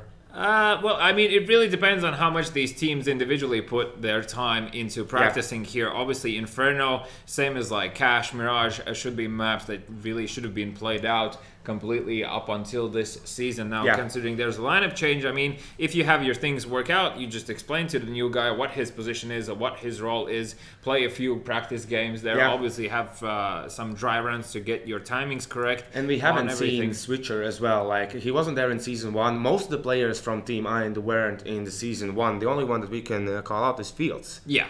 So they changed some teams. Fields knows how things go down here in Baltic eSports League. Yes, definitely. But knowing about how things go down, one thing that's going to go down is going to be the giveaway at some point in time here. So one more time, #vote in the chat, and you need to be subscribed in order to be eligible for a free €10 to use in the application Vote. If somebody doesn't know what Vote is, it's just an app in your phone that allows you to find the restaurants that are available for delivery or for collection. As well, and you can even reserve to eat at the restaurant. So you can order, and when you get there, you can just instantly sit at the table with your food ready. That's kind of neat. Especially if you want to go out for something like sushi. Yeah, exactly. All prepared, you just go down there and eat some fish. That's it. That's all I had about that. Okay, well, that's very informative of you. Thank you. Of course, no problem. Always happy to help. I mean, you don't know anything about CS, so you know at least about food, so it's fun to listen to. You want to cast solo, right? You want to cast solo. I think this is your end game here. To just corner me out and say to BESL, like, we don't need Envy. Like, that guy, he does not do anything. He sucks at it and whatever, right? Is that your end game? I mean, you kind of ruined my text that was supposed to be written to BSL, but yeah, you know, so that was exactly my game plan. But speaking of game plans and how things are gonna go, we can talk a bit about predictions here. So one more time, I'm now in the lead with a 2-1. Oh wow, congratulations! Congratulations! Have your little moment. Yeah. As for this game, I'm going to say that it is going to be a very convincing win. One more time for Lithuania. We saw Stomps previously already coming out from them, so I'm just going to go ahead and say it. It's going to be 16-5 in favor of Lithuania here on this map. That's understandable scoreline, knowing how well Lithuania plays at Inferno. It's kind of their home turf. But I'm gonna give some more hope for AYN, of course, not winning. I'm gonna say 16-7 that they are going to lose. AYN, that is. Okay. So 16-5 or 16-7, we'll just have to wait and see. I mean, having the player switch up from Switcher with the later addition of Switcher on the side of AYN, who knows? I mean, maybe the guy can do real miracles. Because the same thing was last season. When I can't remember which team, they switched out the player to Suurhall. At first few weeks he was kind of shaky, but then again he got so many highlights. At the end of the season he was already on his stride. Yeah, well, no, everyone should remember that obviously these teams are making deductions after these games and obviously learning from their mistakes. In terms of how you would like to approach this from AYN on these if they're going to be on the terrorist side, I would really one more time would like to see quick aggression coming out from them. Any team would like to quickly establish yourself. And also, for me personally, when you start on the terrorist side on a map like Inferno and you decide to go for a very quick round execute in the first round, if it goes south, it doesn't feel as bad. Okay. Yeah, because you're like, okay, we gambled a bit. Yeah. We approached it, but it's fine. Okay, we lost it. We're going to get these few rounds that are in front of us out of the way and then head into the buy round. Do you think CTs have to be aggressive at the start, like with their USPSs, or just hold angles? They should really be holding their angles, I feel like. I mean, do you think they should they push in banana to check the information? Deeply? No, like behind the wall. Like peek towards banana. Yeah. It depends on how much things you hear. If a player is spotting towards middle and doesn't see any players towards T-ramp, then yeah, that's a viable option. If he spots any players, that's a dangerous game to play, because like you're going to already expose yourself being outside of the site, meaning that for the guy that's going to be rotating over from A, it's going to be an extra second for him to get in a more favorable position. So therefore, you really need to understand when you can and cannot do so. So curious to see if that is going to be the case on the side of Lithuania. And well, I feel like somehow that Lithuania most likely will win the knife round here. And if they do so, they most likely will start on CT, where they just want to get as many rounds as they can. As in the previous game, that was Volsung actually who lost the round, but showed how it should be done on the terrorist side, gaining, what, 13 rounds? 13-2 was the half? Yeah, it was, or was it 12-3? I really can't recall right now. Now I confused myself as well, but it was a very convincing 2. Okay, 13-2. Our production guy is on point. Wolfman, you mean? Oh, really? Who's that? We'll find out some point in time who is Wolfman. But continuing on here, the players are joining the server. I believe everyone is on there, so the players are just typing up ready. So are we. So we're going to be heading into this knife round very quickly here. One more time between AYN and Lithuania. The players are ready. The knives are out. And in a few moments, we'll find out who starts on which side and see what sort of game have these two teams prepared for ourselves. Yeah, I think AYN, like, even if they start on CT side, it's going to be super tough to stop Lithuania with all the players that they have, as already mentioned. Like, their map control is just out of the world. Lithuania, on every single map that they have played, you can see like the calm and the patience that they have put in the game. And of course, it's going to be pretty tough for AYN. Of course, if maybe they can win the AIM battles. And I really want to see how Switcher does. Is he the guy that can really stop Lithuania players in their tracks? Well, AYN have successfully won the knife round here, so they will be starting on the CT side, and also curious to see which position Switcher will be playing in, as obviously that will determine a lot in because terms Fields of is picking up the op most of the time, but as we already have seen, AYN, they still don't have that main opper. I think they're switching up the op as we saw the game before constantly. So I'm not quite sure if AYN are ready for this, but as you mentioned, yes, they're gonna stay on the CT side, and let's just see how this one's gonna go down. Okay, well, do we see any chickens? We don't see any chickens. I'm now getting quite curious how fast will Lithuania try to pick up that AWP, and the same goes for AYN. Do Lithuania prioritize the AWP in the T side? Because we've seen many teams just go for that AK all the time, not picking up the AWP. Maybe if they get like a kill against the AWP and then they pick it up. Well, it depends on what sort of terrorist side you want to play, but I feel like Lithuania might be a team that decide to pick it up here, as now you can see a lot of players in second middle here heading towards mid, looking to make a lot of noise. Smoke being deployed here. ZFX already giving away his position. He will be pushed through the smoke here. He managed to get away with 100 HP. Oh my goodness, how is he still alive? He's not gonna look for the kills. Gotta be pretty careful as he's gonna get one. ZFX already finding the kill in from the backline. Switcher coming in, can get the shot on. Finally will find Carcass. Sorry, that's the second kill for him. Only Akas will now remain 1v2 with that Glock. It's gonna be pretty tough to find a headshot. Have to be careful as they are rushing him, and Tulip is gonna get the kill. The bomb was at least planted for Lithuania. That's at least good job at AYN. Solid hold at least there in the end.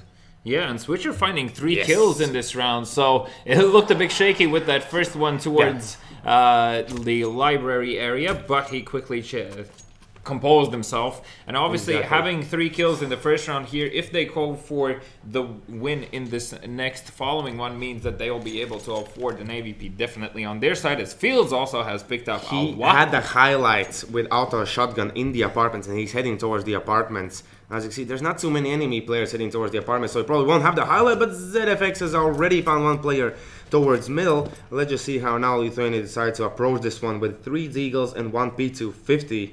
Lambi has to be pretty careful. He doesn't hear too many sound cues. I don't know, he knows that there is Fields waiting in the apartments as well. As you can see, 2 players are checking middle, so quite a good hold at first. It looks like Lithuania, they're not interested in A side. They're going to go head towards B, and there's going to be Switcher there together with Tulip. One of the 2 standout players at the moment. As you know, Tulip, he's already been showcasing his skill. And Switcher as well already in the first round got 3 kills, so I'm really looking forward to see what can he put up here. I also love the position from Switcher adapting to the position of Tulip, as obviously these players will be turning around. What are you? Why, man? He was not ready, but he's still gonna get killed against Butters. They're gonna still try to peek him in. He's gonna get Switcher in better position as he has found Limeby. There's already from the back line ZFX trying to get those kills with the scout, not being too lucky just yet. Switcher is with it. Oh, getting tagged out, but he's gonna get the 1 kill with USPS, and even the second. This guy is confident. He is confident, and also props to him quickly realizing that there might be a player on jumping over these boxes, obviously following the sound cues throughout the chaos that played out there. But Tulip made it a bit dicey for his team. I didn't really understand that peak, because, I mean... He needed information. Yeah, but that's dangerous territory, especially if you have just won the first round. You could have given away a rifle, and if Switcher would have been disposed of quickly there, that could have turned south extremely quickly. Fields one more time with the auto shotgun close into apartments here, as Luki is going to be jumping in and obviously has given away sound cues. He's already tagging through the wall. And I believe Fields took a shot as well, although no, he hasn't taken a shot. If he would have taken that shot, the position would have given away and the shotgun would be useless at that stage. Let's see, one more time, Lithuania are looking to hit that B site. As they're setting up, they do have 1 smoke and 2 flashbangs on them. And as you can see, one more time, Tulip this time not boosted up, checking this position a bit differently as he's gonna get pushed on forward. He's fully flashed, but he won't go down. Switcher now from the noob box. He's gonna spot the player, but look, instantly takes the head off of him as they're gonna take control here. And now Tulip solo man here basically is looking for the kill as he's gonna tag the player up, but does not get the kill. And already you can see Carcass in a really good position. How in the God's name Carcass not get the kill? He's gonna push out, lose his life to Kritu as now Field is coming in. He's not even taking the shot there. Was not ready for Butters to be there. But Kritu now with ZFX gonna save up the M4, of course, as well the op. Yeah, so horrible news on the side of AYN here, not being able to get any kills in the moment that Lithuania decided to go for this a bomb side hit, meaning that the site was given up essentially for free there. Unlucky for Switcher that he was quickly taken out of the game, as now ZFX just missed the timing there. I think he wants to miss the timing. He wants to hide. As now they're going to win the round, but no one's pushing him, so everyone's going to stay alive. So 4 AK saved on the side of Lithuania. They're going to be really happy about that one. And if they start building up money early enough, I think it's going to be just a cakewalk for them. Yeah, that should be the case. But obviously, AYN players now forcing out whatever they can. Fields one more time with a different type of shotgun. That is going to be the Mag 7. Yes. If you can even call it a shotgun. I don't know really the definition of that weapon. Kinda is. Many rounds. Not rounds like the buckshot is there. So there's a little bit a bigger spray down from the shotgun if they take one shot. So now look, Switcher decided to go for a wide peek in Banana there, instantly went down, and also that nade on top of Tulip, offering not a lot of support. As Luki with an excellent play here will find Kritu towards short here, does suspect the second player, and he will give away his position. What is still gonna get the kill? Not only 2 players will remain. ZFX looking to find anyone with that up, but he's already being spotted. And Luki, what is this guy's problem? Is the anti-cheat not turned on or what? Those headshots are just crazy. Excellent plays coming out from Luki there. Obviously, he caused so much chaos towards the A site that AYN players just didn't know really what's going to happen, as the B side was still hit towards B was still a possibility. But obviously, the bomb is just making his way now towards A. The remaining of Lithuania players are going to be already going ahead and trying to hunt for this last remaining CT player. As Luki, he only tags to that it. was close. I thought that's gonna be killed there. But that is information given, and considering that Yeah. he's on low HP here, as long as Alembi swings wide, he should win this one, and that is going to be the case here as he finds the headshot onto Tulip, and that is going to be 2 versus 2 here as the economical side of AYN has slowly approaching the bottom end. I believe you should be going for probably like a full eco now if you really want to go for a buy in the next falling round. Tulip does pick up a smoke grenade and a deagle, interestingly ZFX enough. as well. We're gonna go for that. As Tulip's gonna be alone here now with the smoke. Yeah, he could definitely give out something like confusion about for Lithuania. How many players are there? I do think this is the best position for Deagle. I'm not quite sure. This is a bad angle. The player is going to be right in front of you. It's going to be tough to take him down. As you can see, they're already here in the apartments, and they could definitely take someone out. But you can see how careful they are about this position. As they can go out, Karkas is going to find 1 kill, has to get back. As the players are continuing pushing, Karkas still going to find the kill. Only Tulip will, with Switcher, will remain 1 in A side and 1 in B. Let's see, can Tulip get lucky as he's looking for those Deagle shots?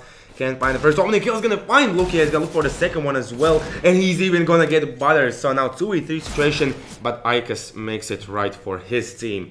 Now Switcher with USPS, not too much luck. Although with Deagle, he could still potentially look for those exits or maybe try to peek in as they're gonna head towards the A site. So Switcher, if he gets the timing right, he should hear, but he's running towards B. They kind of already have given it away, and at this point, I believe he won't hear that the bomb's being planted in the A site. Now, definitely. So he's not gonna find any kills just yet. Okay, so he might be actually heading towards the wrong side here. As you can see, the bomb is planted, and he does suspect that it might be a B plant. There's actually Karkas, I believe, posted up with the op, and obviously a Switcher with the Deagle in hand. Of course, the end game for Switcher is not to retake the site, so it doesn't really matter to which side he goes to right now. Luckily for him, he could find some kill here, but Ikas is gonna win that duel confidently. It's gonna be 3-2, and now AYN can buy up. Let's see, ZFX goes for the glass cannon. Maybe that could help things out for AYN, as at the moment we haven't seen too much luck from their op, more from Karkas, that is. We've seen the shots. Karkas is always a force to be reckoned with the AVP in hand, as it is going to be 3-2 here in favor of Lithuania. They have stabilized themselves and managed to recover quickly here. And I believe there's a technical pause now happening at the servers, so hopefully it's going to be resolved soon. As we know, yesterday we had some small issues with the timeout chance, so you had to take a technical timeout in order to take the tactical timeout, if that sounds correct to you. Yeah, so now, yeah, sounds about right, but that has been fixed now. As we already saw today, there was a tactical timeout taken on our first game that was coming out from the side of Aston eSports, I believe, but we do not have a confirmation about that, as we already spoke about it before during that match. In terms of AYN here, though, in the sense of switch-ups, I would like to see an organized apartment push coming out from them, just to understand quickly how many players are in second middle. Otherwise, they have the slightest of clue. And so far, they have taken apartments as more like a passive approach to it. And do you like the rundown, where you run into boiler, jump near the window, so just see how many players are there and just get back to the site? Do you think that's a valuable thing to do, or is that too risky? Well, no. I mean, if you mean where you run across the doorway, just jump to see how many players are down? Yeah. Yeah, I feel like it's completely viable. It's highly unlikely that you will be like insta-killed in that position. The only thing is that if you get hit by an op who's standing on the bridge alongside with a nade, but like that should be just unfortunate timing for you. As well. So really, I mean, it's a viable option. Definitely can be done. But I was talking more about like holding apartments up close, as you saw previously in the situation where just now the round we saw there were 2 CT players in apartments. Yeah. Up close, and they also had a pretty good opportunity to get the players in middle there. Unfortunately, Karkas, being the experienced man he is with that AVP, even posed up a close, didn't matter to him, managed to actually get a kill and to get away. So unfortunate news for AYN also in that situation. We are going to be heading back into this match now, as we are alive one more time. The players on the side of Lithuania are going to be sending one man down second middle, and the remaining are going to be heading towards the terrorist ramp. Kritu with the nade might deal some amount of damage. Actually, not going to be the case, as Karkas has already found Tulip and looking to find more. Yeah. And that now causes rotation for ZFX to be ready to rotate towards the B side if that is needed. Switcher hears a lot of sound cues, and that should be information enough for them to rotate. Even Kritu has started the rotation. And now with the smoke drop down, it's going to be pretty tough for ZFX to do anything. But maybe Switcher can give out some information. There's one player near it. Oh, he gets them both! He's going to spray them down. Only 3 players remaining. They know where Switcher is. As now with the flashbangs coming through, Lamby's going to win that duel. As now Kritu, he can't find anyone. And ZFX as well, right behind the smoke, is just waiting for terrorists to come forward. As now the bomb should be planted any moment now. They're not taking deep positions into side Lithuania. Only now when the smokes are dropped down, when they feel safe to do so, they're going to do just that. Then now a 3-3 situation. This should be a retake from AYN, right? This still should be a retake. I mean, oh, the smokes are fading just now, so you should have the opportunity to pick in with that AVP in hand and to see if you can find any quick kills here. The bomb clock, the bomb timer, excuse me, has already down to half of the time remaining here, so they need to make a move now. As Luke will find a kill, Lamby will find another one, and only Kritu remaining here will go down to Luke. And props to him, he's been putting up solid headshots around the board here. Impressive. On his side of the team. Butter's still only on 1 kill, and He Fields has actually yet to find one. Yeah, Fields hasn't had too much luck in those 8 apartments. Lithuania are not taking them. When I would say, oh, Butters, he's not even getting the op. I thought that Butters is going to get those kills when the op is going to be in his hands, but it's going to be Lukia with it. So he's feeling more confident about it, as now the banana control is not going to be established by AYN one more time, because I think that is a crucial position that you need to take control of early on. As you can see, they didn't have too much utility to deal with here, as Butters is even pre-firing the angle and has already tagged up Tulip, and now he has to get back. Maybe Switcher can get lucky here with the CZ. I mean, Switcher has been really solid so far. Oh, that Molotov. They know what's up. They know what's up, as Butters sends Tulip down back into the grave here. Looking to peek into Coffin's area here. Butters already clearing out the close corners with that AK in hand, so Switcher just looking to drag some time and seeing if he can backstab potentially a player, as ZFX just close enough to the smoke to not to be seen yet, but damage throughout the smoke. Yeah, Switcher managed to get the kill.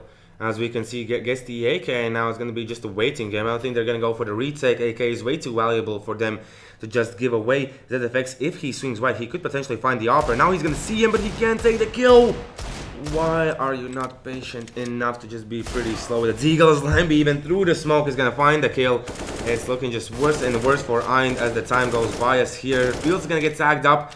Probably no luck for him to get the kill. As Switcher has found one more, but he can't get the up. As Ikas from the back line is going to take him down. This is going to be the 5th round for Lithuania, and they're just looking better and better by every round. But now the buy round will come up from AYN. I want to see at least 3 offs picked up.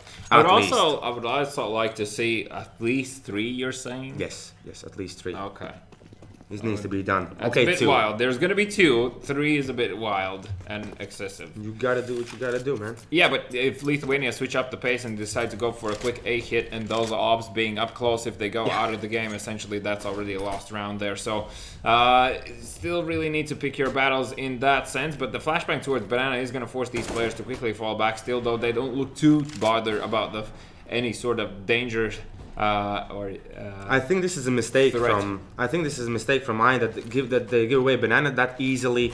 They're not taking control of the apartments. They need to control at least those two positions because at this stage they're only controlling sites. Yeah, and I'm also really a fan of this smoke here towards the site, not towards the CT spawn. That puts a lot of pressure towards the guy who is in CT. You can see he already instantly fell back, but the 3 players from Lithuania have creeped up extremely close. Kritu will find Carcass, that's a crucial player to go down to, as ZFX will find lane B towards the apartments. Lukia has given away his position with that AK shot, spraying through that full flash, not gonna find anything just yet, as Butters now looking to find a player towards Pit, but doesn't know that Kritu is not gonna be showing himself. And as I say that, of course, Kritu decides to go for it, but with the help of Fields, he stays alive as Fields finds another 2, and Kritu finding Ikas in that situation. Instantly a buy round coming back towards AYN's way. So excellent news coming out from them. A solid hold, obviously, as well. Luckily enough, I believe that was Kritu was able to find that initial kill onto Carcass there, as well as with a quick follow-up from ZFX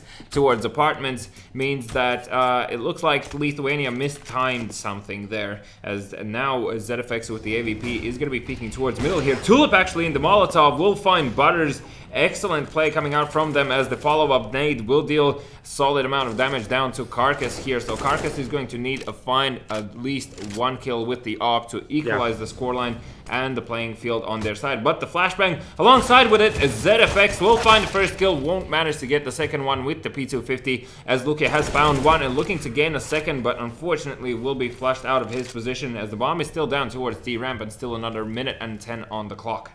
Yeah, that is the case. Carcass still holding this angle, so he's not being too aggressive with the op. He's giving the chance to his teammates to get those entry frags. He's just going to be the stable hold on the site as it looks for the moment. So they're just waiting. The 3 players are going to push up front towards B. Now it's time for Switcher to shine, as he's going to drop away from that zone from the flower pots. As here, Tulip's going to get the timing right. Find the kill. Oh my god. Almost the second one as well. As now Switcher could definitely deny the bomb, and he's almost taking down Carcass. Carcass left at 4 HP. 1v3 situation. This looks just so unreal for Lithuania to do. Lukia has found the timing. This position. Oh, when he sees the player, he knows that there's at least 1 player there. He doesn't want to give his position away just yet, just so he can get those players to cross him. As they're going to get closer and closer. They should move out. They know that there's a tree there. Oh, this is so huge from Lukia. He's going to get both of them. Only Tulip will remain. 1v2 situation. He's defusing the bomb. Lukia is not peeking, but as we know, pros don't fake, and Tulip is going to win the round. But Lukia...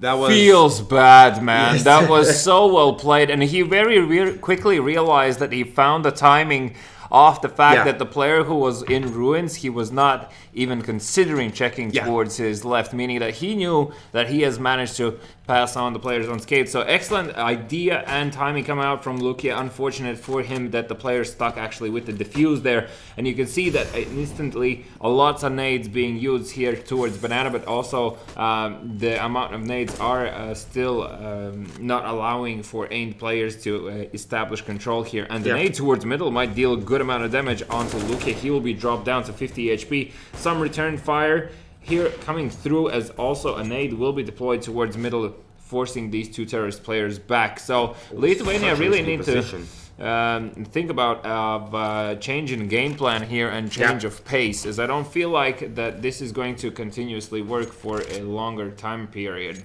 Yeah, this is the I would say most unstable that we've seen Lithuania play against any other team. They're not winning the AYN battles too convincingly at some stages. Of course, you can as well, like the round from Lukia, the last round, that was just great show of confidence and patience, and it feels like they don't have it all together. Yeah, it does seem that they might have slight miscommunication here, as now Switcher will need to go huge one more time, but he will go down as Tulip now with the misses the shot, and Butters will find a second, as ZFX now looking to equalize the scoreline, and he will be taken down by Butters. The dude's on fire as he finds his 4K and looking to ace this, but Lane B will take it away.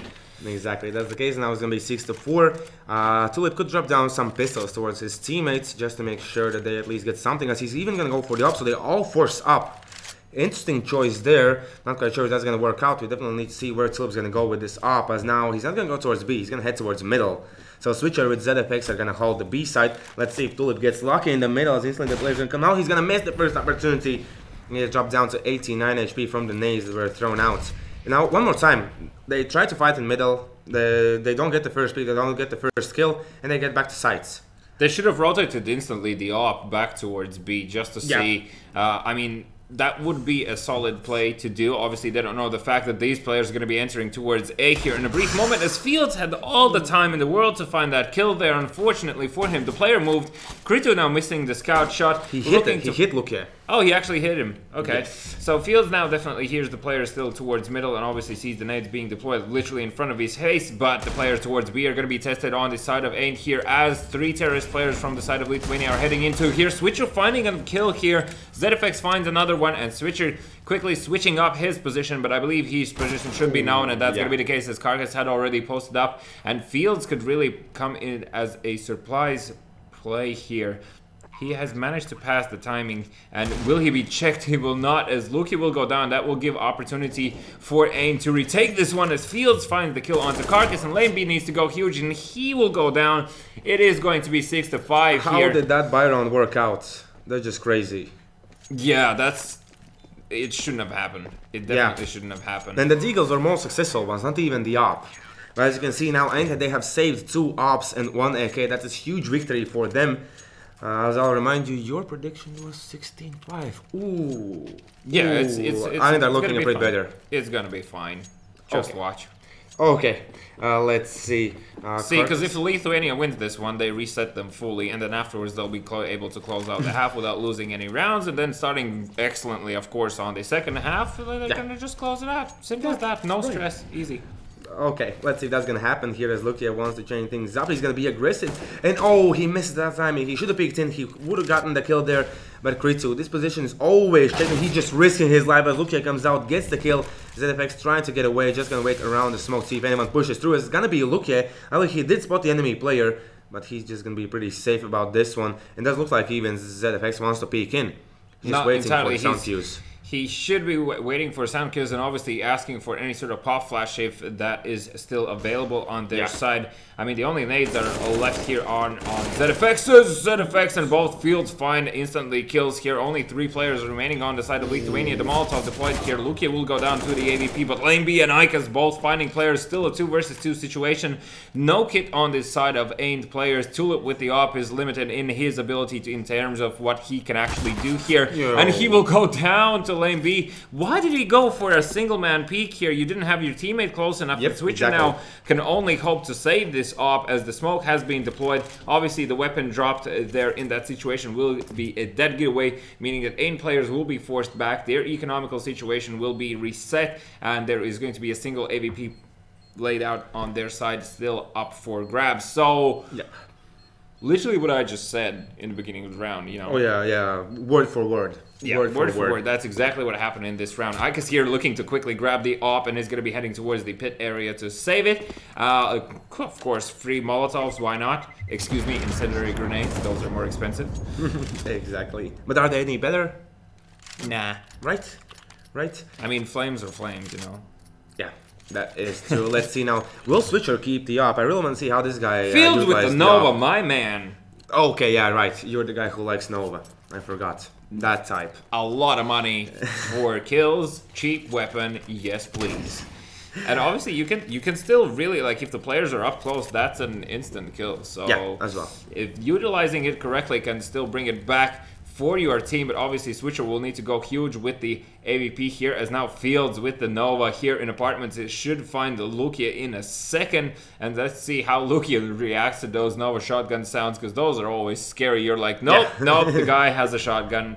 Let's just get away. Lukia, he's not even trying to fake the A site. There's no need. He's just making sure no players have pushed up, and also they don't have enough information here, as the nade will go down, and Switcher with the AWP is going to be looking to find his first kill, and he will not spot the player because of the nade there, and Karkas will find Krichu, who tried to quickly strafe out through the smoke. This is all falling apart for AYN here, as it is looking to be another round on the side of Lithuania here. Butters just spraying through the smoke, looking to deal some free damage. Still Fields in hands with the Nova.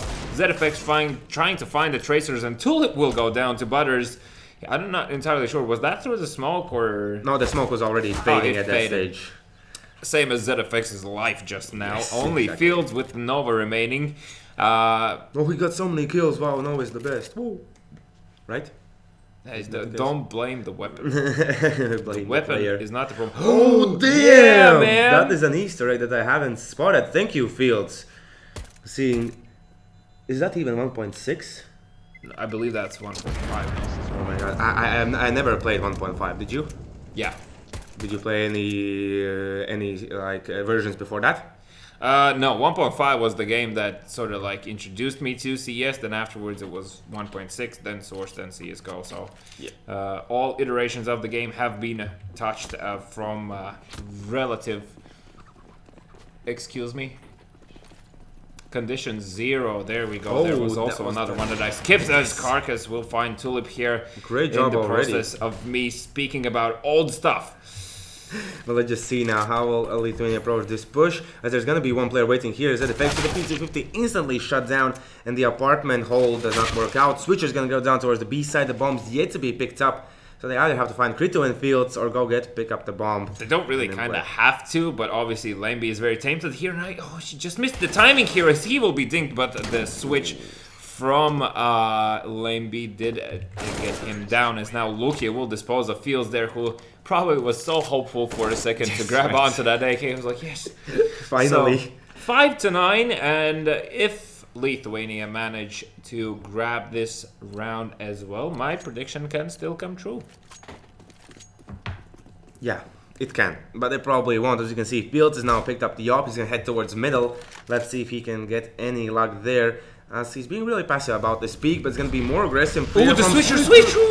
He sprayed them down, but Icus' Butters cancels out both of them, so Krito and Switcher went down. Tulip is now ready to hold this one, as Luki is gonna go pick up the bomb, and let's just see now how this is gonna work out for Tulip, as he's trying to spray down through the smoke. No luck there. He's gonna be rushed down. He's looking for the kill. He's running out of bullets, and that was what killed him. As Fields now with the op. No luck there. Completely phased out there by the smokes. Can't see any of the enemy players, and here of course there is no point in saving, because this is the last round of the first half, and ZFX is gonna be taken down by Lukia. 10-5 Lithuania, and this half. Let's check out the scoreboard. Lukia, as we already kind of predicted, he has those 15 kills from the first half. He has done a really great job. I really thought Carcass would have more impact. I mean, he had a few solid... on CT side. Yeah, he had a few solid kills there on the side of the terrorists, but that was just about it, and that was towards the beginning of the match. And one more thing as well, Switcher. He is showing up. He stopped fragging for his team, so probably a good addition there for AYN. Yeah, literally just wanted to say that a very excellent pickup, at least judging from this game so far. As now Carcass peeking with that USP, instantly is going to be dinked and going to be like, nope, I'm out. And obviously the terrorist players are going to be trickling towards middle here, and these players in A are in a world of trouble if no rotation will be coming through. If there are 3 players towards B, you should at this point try to sacrifice one just to gain information. There is still Fields here who's going to go down, and now they know that it's going to be an A hit unless all of these AYN players gather themselves and slowly walk back. But obviously having the upfront positions here from the CT players means that they will gather this information very quickly, as Butters will find Tulip here. Oh, they're just waiting for too long. They're just waiting for too long. They're giving the opportunity now Lithuania to take their positions, be more confident about them, as Butters is going to find one more kill. Let's see if Luki can do the same, and he will. 2 last kills are now in his name. It's going to be 11-5. And I'm not actually quite nervous that the thing that you said about AYN not getting any more rounds could come true. Yeah, because that is literally going to be the case. As I told you, easy prediction. What's going to happen if they're going to get 6 rounds? It's going to be in the middle of both of us. Do we both get the points? We'll figure it out. We'll figure it out if it comes to that. That's a good question. We actually haven't thought about this scenario, but now as they are pushing Luki with the aggressive push with the M4, will find the first kill here. Obviously having the support of his teammate in that situation will prevent any sort of trades coming in for AYN, as now Icus looking to smoke off dangerously there with the MP9. Will go actually down to Kritu, but Lukia there to back his man up, as Butter will find another player towards middle. Only Fields remaining with the CZ in hand. Has an armor and a helmet, but you really need to find a rifle now, and somebody already suspected that might be the case, as he will find Luki in that process, but luckily Butters was there to save the day, and Lithuania managed to pick up another round. Also, AYN didn't manage to get a bomb plant here, and obviously that is really hurting their pockets right now, so they will need to go for a full save, apart from those 2 nades that they have picked up. So are they gonna throw them in middle and just go for a crazy mid rush. As Luki has the same idea here, throwing down the nade and will be pushing forward. Lameby will find a kill here as Luki has spotted another one and looking to find more as Lameby has already found one as well. Tulip just like enjoying the beautiful architecture of this archway. Just solid brickwork coming out from the man designing this as he will go down to Lucky.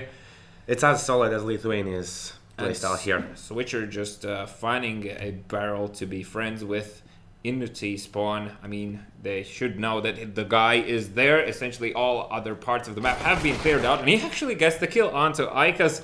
That's a UMP.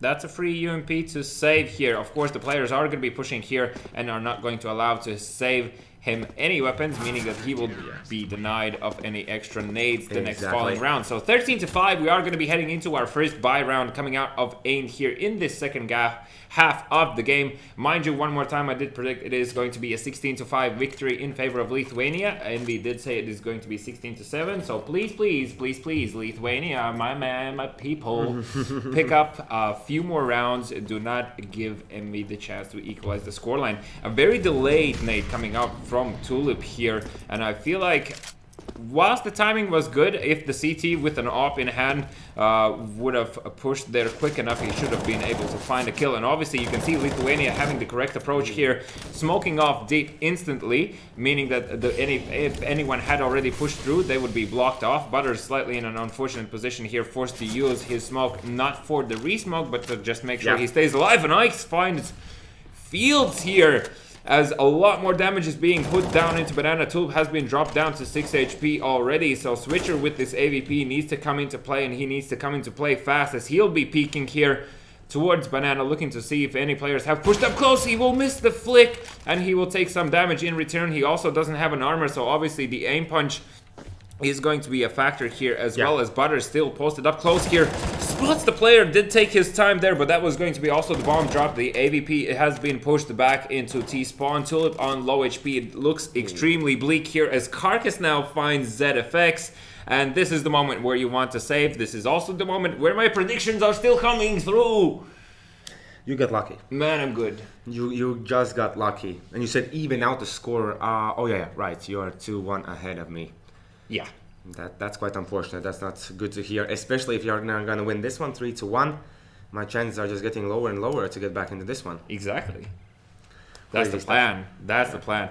It's you who got lucky yesterday. 10 seconds on the clock as a Tulip with the bomb still somewhere around towards T ramp, and that was a bit dangerous at that point, I feel like. Obviously, Luki already hunting for these players that have fallen back towards the T ramp as Butters will go down to Switcher there. Kind of hoped he would just randomly pre-fire that. Yeah, angle. right. Why not? Why not? I mean, you have the option. So 14-5, Lithuania leading the way. Double AVP setup. Op in Butter's hands as well as Op in Carcass's hands. Carcass's secondary weapon of choice is the Elite. Yeah, it's a good weapon. Yeah, Tons of bullets. There, a look at ZFX's weapon though, as Tulip now will go down through the wall. Butters, man. He got it. He did it. And yes, ZFX, has he given up? Did he hear my prediction, just wanted to spike me? Yeah, that's exactly the case. That's I mean, it's a solid choice if you want to like really spray through the wall, but apart from that, what are you going to do further on? You cannot really run and gun with the weapon because the and you're super slow with it. Yeah, you're super slow with it, and obviously the spray initially is all over the place before it equalizes. Luki also here in a very favorable position, gaining a lot of information as Butters just continuously finds kills with the AVP here. Only Switcher with the AWP left alive as Fields will go down to Carcass, and Switcher will find the first kill in this round for AYN, and obviously giving away his position. He will go down to Butter, so 15-5. Am I going to win this? Maybe. Did my predictions come through already many rounds ago? So far, yeah. Pretty cool, but you can see there's not going to be the best buy for AYN, and that's why I'm kind of worried about that, but they might get one more round here on the board, and then we have to figure out. I'm going to be so disappointed if Lithuania lose this round. The Molotov placed down here means that the players are trickling into Banana, but Butters is going to miss the shot. Oh, but he's still going to stays alive. Laneby finding another one. As now Lukian needs to find these kills. He gets one. The transfer was good, but the support of 3 players on B, 16 to 5. I actually predicted this so good. Oh my, yes. You feel surprised. You feel surprised about your prediction. Didn't you already know that's gonna come true? You're like, oh wow, it actually happened. I think we still have that ripped up. Yeah, it's there. Yeah, I'm just gonna tape it back together and write on the other side. You know what? 16 to 5. A very convincing match coming out of Lithuania. Yeah, one more time indeed. So they have scorelines what? 16-3, 16-4, 16-5, and 16-5. I think 2 times 16-5 exactly. So. No team has gotten more than 5 rounds against them. That is a crazy thing for the rest of the season. I mean, hey, they're the champs of Season 1. They are the champions, the defending champions of the Season 1. They definitely want to pick up that trophy in Tallin as well. Can you, it would be actually kind of funny that Lithuanians pick up the trophy in Riga, Latvia. Lithuanians pick up the trophy in the Estonia. And then lose in Lithuania, yeah, because that's exactly how it happens. Well, usually how it goes. But speaking of this match, so AYN initially showed good adjustments coming out throughout the match. They had a very solid start. Obviously, that quick comeback from a 2-0 versus going to 2-3 scoreline. Slightly bit them in the buttocks as obviously their economic situation being on the CT side was tampered with, and Lithuania were able to capitalize off that further on. AYN didn't really do any sort of adjustments. They just continuously kept doing what they were doing, and obviously when you are in a position where you start to continuously lose these rounds, I mean, just switch it up, guys. It's not going to be worse. Switch it up. They already switched up by picking Switcher. No, that is also a factor that we do need to talk about. 17 kills on his hand alone, I believe. So definitely a good addition gun-wise, no doubt about it. I mean, positioning-wise, you can't really comment that much. Being on the CT side, he was strictly limited in terms of which sides he can play. I believe he went towards A one time. Most of the time, actually, he was playing that A position. He was in B. He was in B. Yes. No, Tulip with... Oh, yeah, Tulip with Switcher. And that's why I win the prediction games. So, I'm leading the score with 3 points this week. So far, he has only 1. And just because he's lucky, that's like consolation prize there. Okay. One more time, #Vault in the chat. You need to be subscribed in order to be eligible for the giveaway. We still have one more game on the way today that is going to be played again. It's going to be... Figaro 5. Figaro 5 versus Žalgiris Sports when we come back. But for now, a small, quick breaky. And, you know... I'm just gonna continue winning prediction games. No.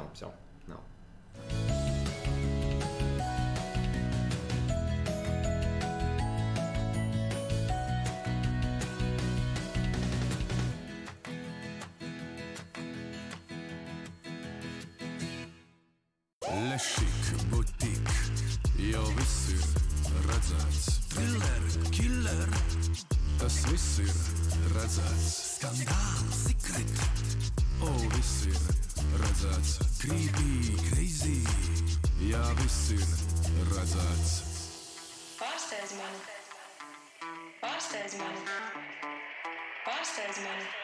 Un tagad pārsteidz mani. Lūdzu, jaunā Helio interaktīvā televīzija nomaina Lattelecom ITV. Televizors, tālrunis un planšete darbojas kā viens vesels. Tagad pārvaldi un aizraujies pilnīgi jaunā līmenī. Izklaide progresē. Helio.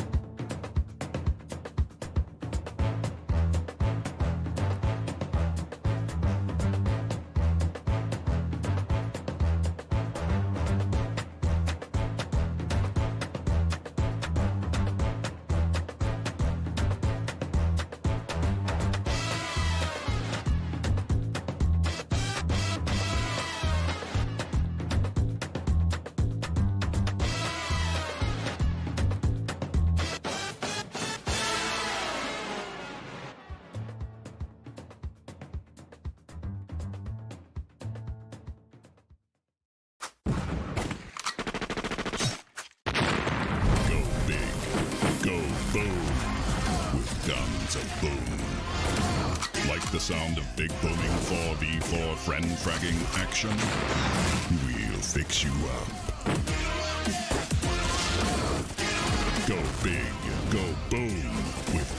is a boom.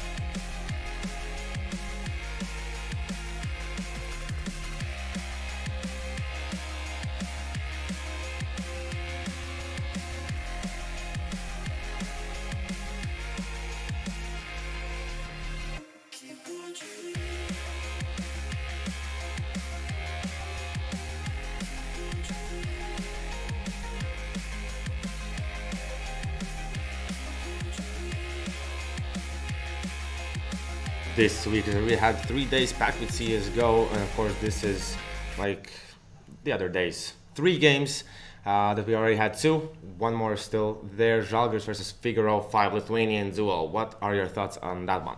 Well, the map is going to be the cache that they're going to play on. So both of these teams, I feel, are quite strong on the map. Historically, as we know from Season 1, Žalgiris have been a dominant force on this map. They've played a lot of retakes, and I feel like that's probably going to be the approach they will go for. Yeah. Figaro 5 on the other side have secured so far 3 wins for themselves in this second season, and most likely will be looking to continue the trend. But I feel like this is going to be a close match coming out from both of these teams, because just cash offers this equal side opportunity. If you have a very solid CT side, I mean, the terrorists can barely do anything about it, and same as well as for the T side. I mean, if you have super solid stuff on the way that's been worked through and great executions, obviously having that ever so mindful mid presence there just to force the CTs into questioning what exactly is going to follow now. Let's check out the matchup. Let's check out the players. I have already a few interesting things to say, as there is the player JL in Figaro 5, and JL played as well in GOEXANIMO tournament this weekend. He was in Latvia playing in there, with his Lithuanian squad. I believe there was no one from this team, but JL, he was just insane there. He was like one of the top players of the tournament. Just he had so many highlights there. So we're looking forward to him coming out on top here as well.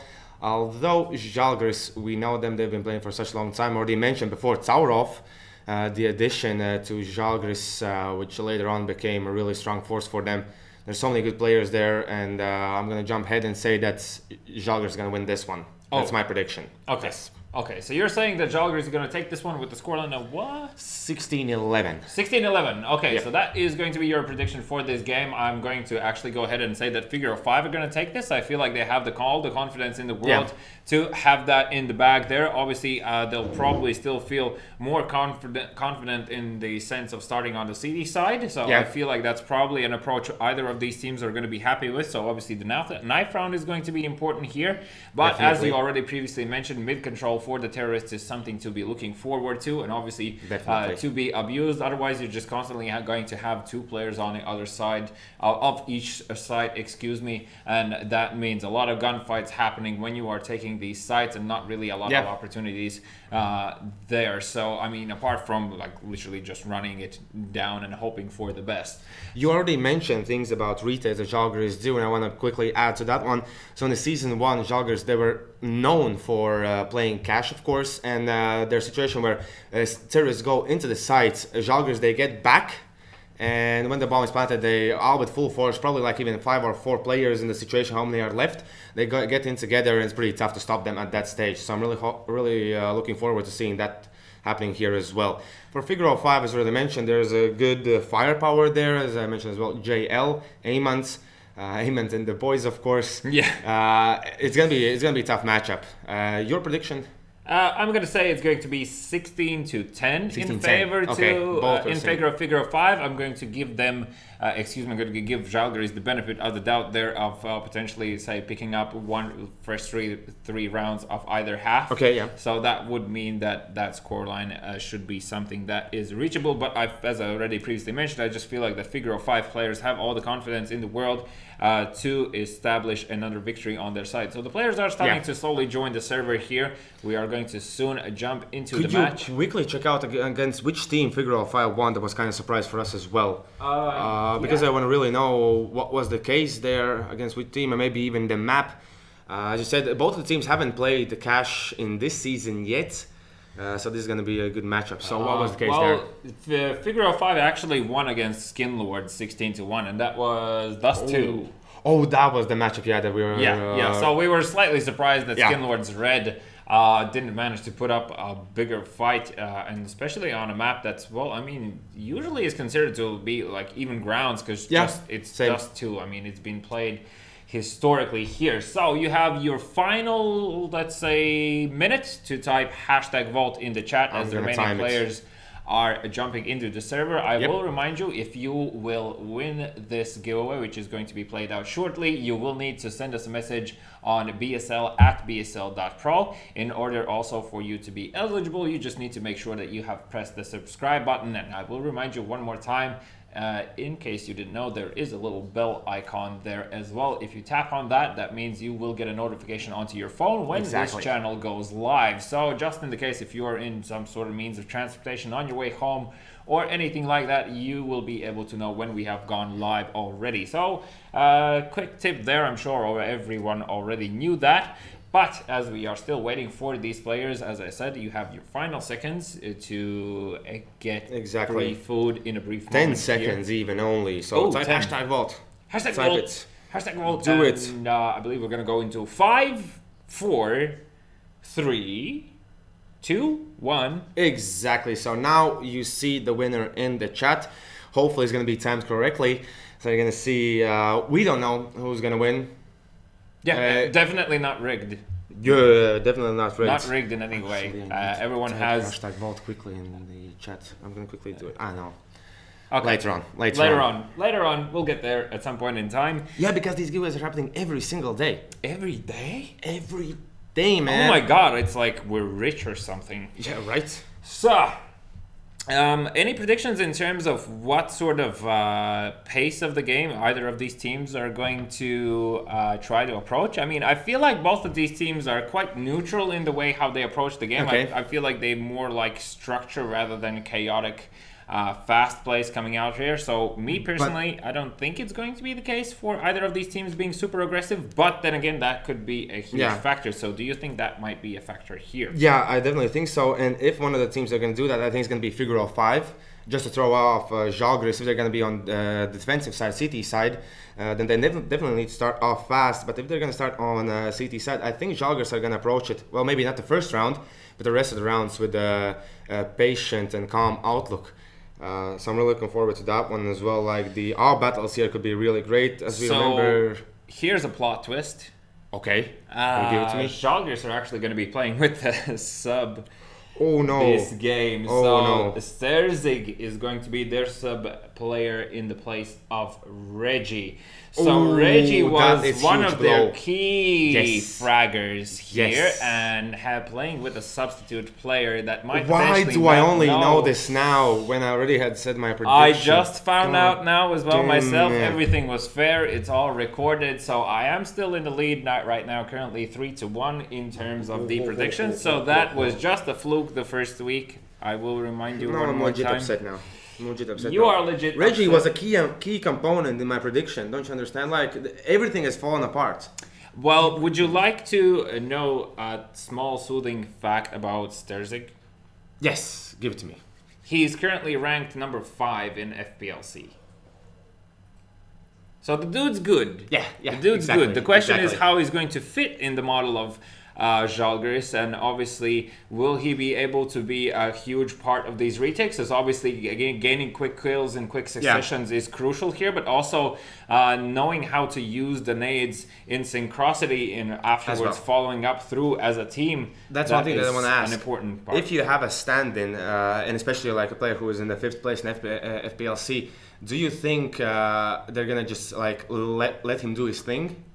As in, like, just in general, just roam free on the map? Like, not completely, but like, if they go for some kind of strategic approach or anything else, they put him like on lurking position. Usually you would put substitute players that are not informed well enough about how the team performs or likes to do certain things in more individual positions, which do not require any, like, that's not going to cause, first of all, confusion on the map about what's happening.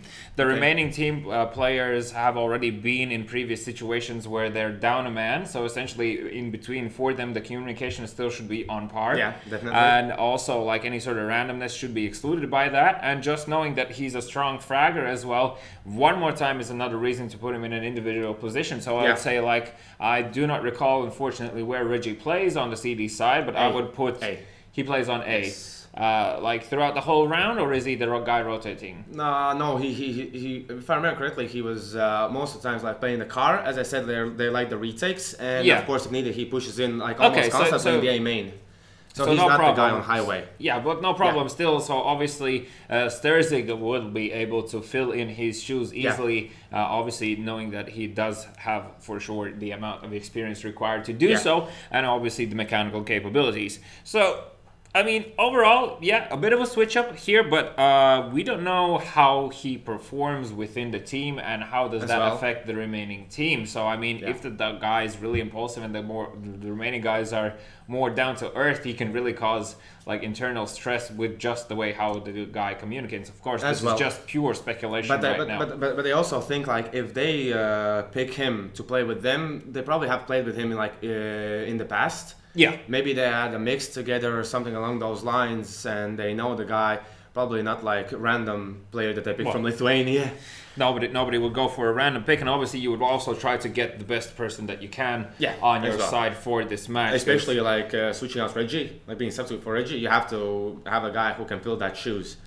But wasn't Reggie the in-game leader even for the side of Žalgiris? I can't recall that. And if that is the case, do teams usually have that secondary guy who's ready to come in to call the shots? Some teams have like a mid-round caller, so a guy who would make the calls throughout the play. So initially the IGL would give the idea of the incentive of the actual round, and then afterwards during certain mid-round situations, the mid-round caller could overtake that from the in-game leader. If that is the setup they have, it should be fine. If not, the remaining players still are going to, of course, know the strategies and what is required, but might necessarily have the vision required to make the appropriate calls.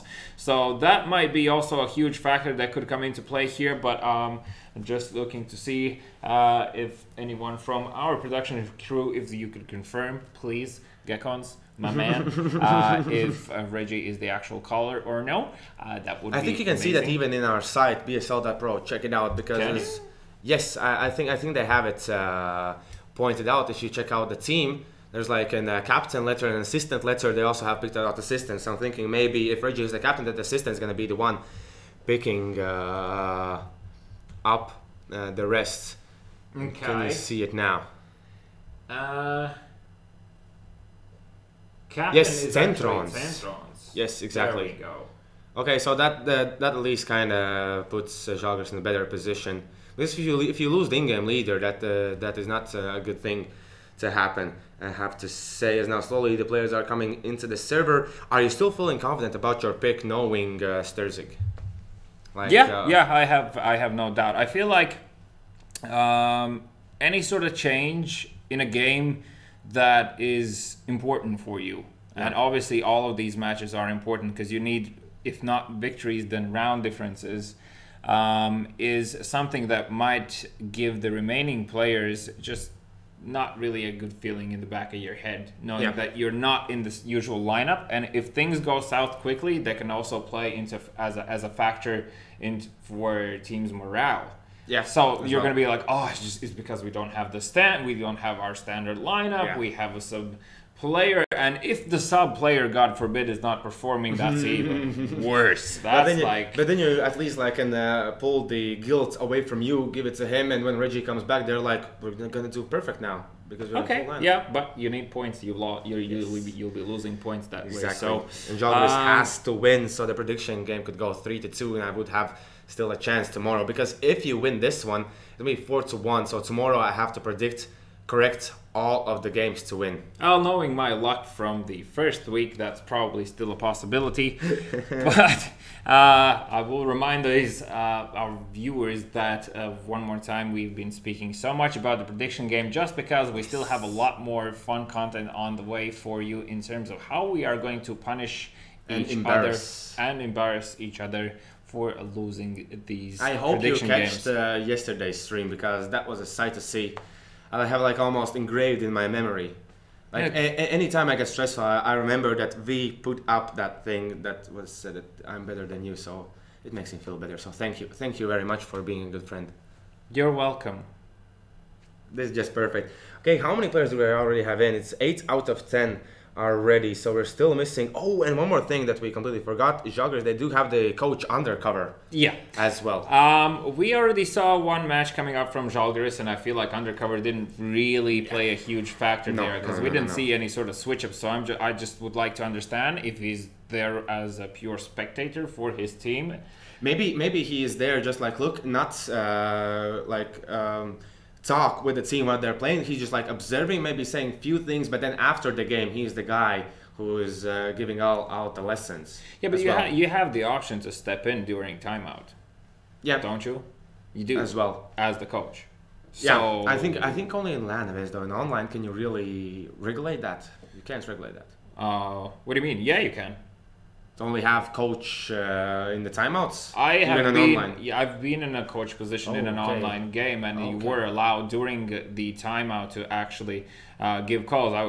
You were actually had also the opportunity to say it in game. It was just fair game of not doing it, but just in general, yeah, like that's still a possibility. And obviously, your input can be crucial as a coach during this match, because obviously the players are in the game. They're really thinking about every single round and might be missing a bigger piece of the puzzle. So for you, if you are a coach and you are spectating a game, it's very important for you to keep track of the global picture of what's happening. The guys will take care of the money situation. Obviously, you will still need to keep that in mind. But for you as a coach, you need to understand very quickly what is the flaws of the enemy team and really need to pay attention and listen also to your players, because I mean, if you hear a player is not giving a certain amount of information in certain situations, that might be also the reason why, say for example, rotations are not on time, flashbangs are not asked for, and so on and so on. So like that's just basic team play that the coach is there to flush out, and obviously one more time point out any sort of disadvantages the enemy team might have. So on cash here, also I would like to say that I would really love to see whoever starts on CD side to be proactive, as we've seen on matches before. So pushing two players from A side into doors on the CD side, or doing a boost over middle. Also having like a setup towards B, where one guy is in vents, one guy might be just baiting for him, or if there's an AVP heading towards B, then obviously having the second person close by to trade. So there's a lot that can be done on cash here, and also having the verticality of the map in terms of how you can use the nades. There's a lot of places that you can smoke off. One question, not even being close. How important is for CTs to pick up the op early on? On cash, I would say it's quite crucial. Okay. It offers, like, if you have if you're on the CD side and you have a decent spawn, you can quickly go towards B. A, you can be in a position to surprise whoever is going to be picking from the terrorist middle towards the white box. So AVP is extremely crucial, also meaning that CTs should really spare their money and use it wisely here. I believe Žalgiris won the knife round here, so looking to see if they will decide to go for that switch or no. One more time, they are considered a CT side friendly team just off the fact that they like their retakes, and they will be switching it up. And also we'll get to see if Sterzig will go and fill in Reggie's shoes towards that A truck position here, as we are going to be jumping into our first round here shortly. So one more time, Figure 05 versus Žalgiris on the cash. My prediction being that Figure 05 will take this with the score of 16-10. You are saying it is going to be 16-11 in favor of Žalgiris.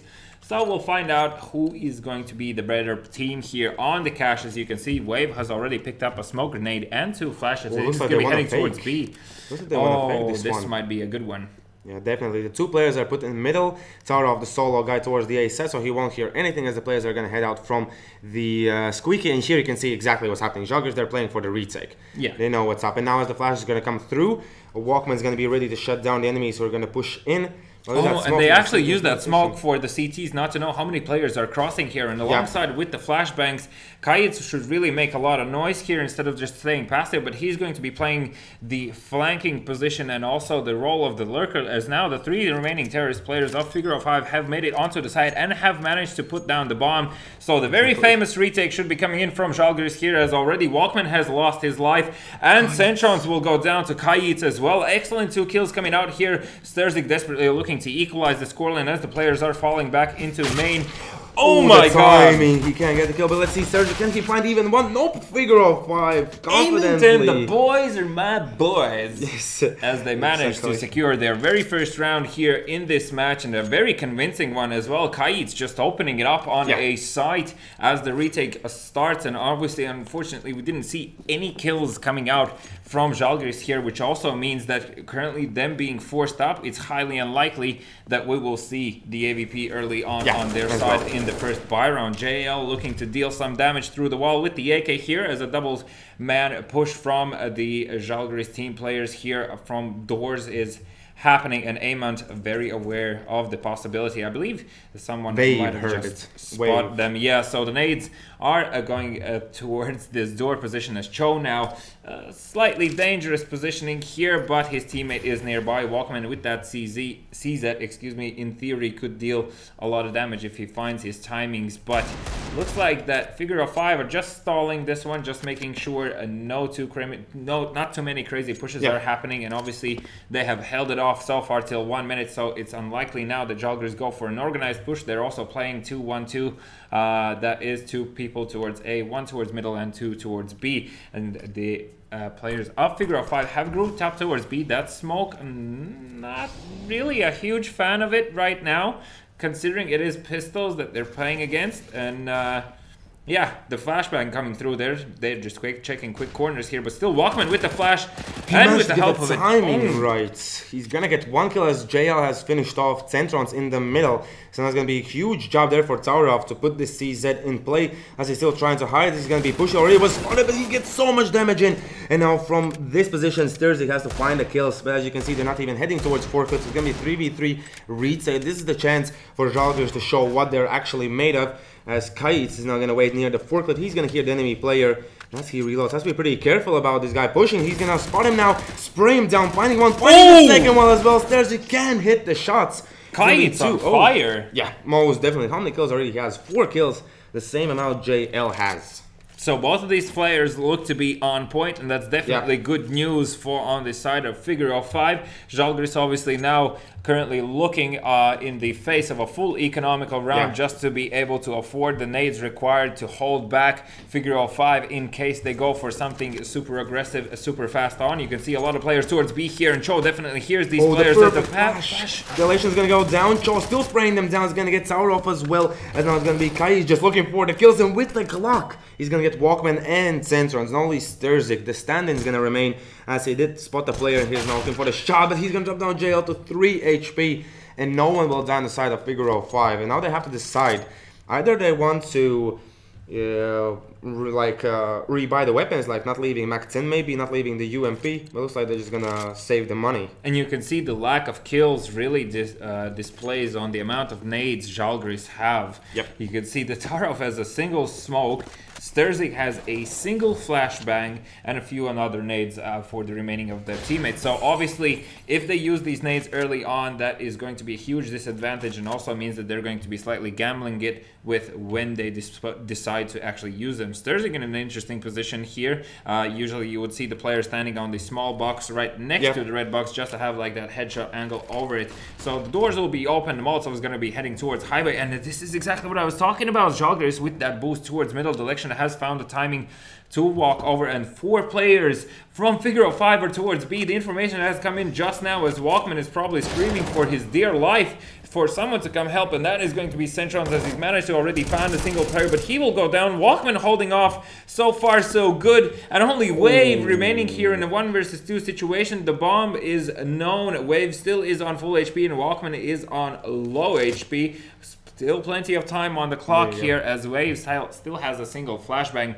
Delection also Good position here, but really the timing can bite his back here if he doesn't choose when to peek wisely. As now Wave, he was just spotted, but he managed to find Election in return here, as well as the flashbang will be deployed, and an awkward battle coming out here as Wave will come out on top, and Walkman is on 19 HP. The nade might actually get him. Oh, it's gonna get it. I already thought we were gonna see Saved by the nade. Yes. Saved by the nade. I feel like Wave was really feeling it after that, getting that kill towards his side, regardless of the fact that he remained on 4 HP. But really, though, that kill should have happened faster. It was a bit of an awkward gunfight there. So, Žalgiris have managed to find their first round here, but you can see Kait's already picking up the AVP, as well as an abundance of nades on this side of Figure 5. But that HE grenade will drop Kait's down to 60 HP, and he'll be forced to jump into in A main with the AWP in hand. JL just making sure to spray through the smoke and make sure nobody has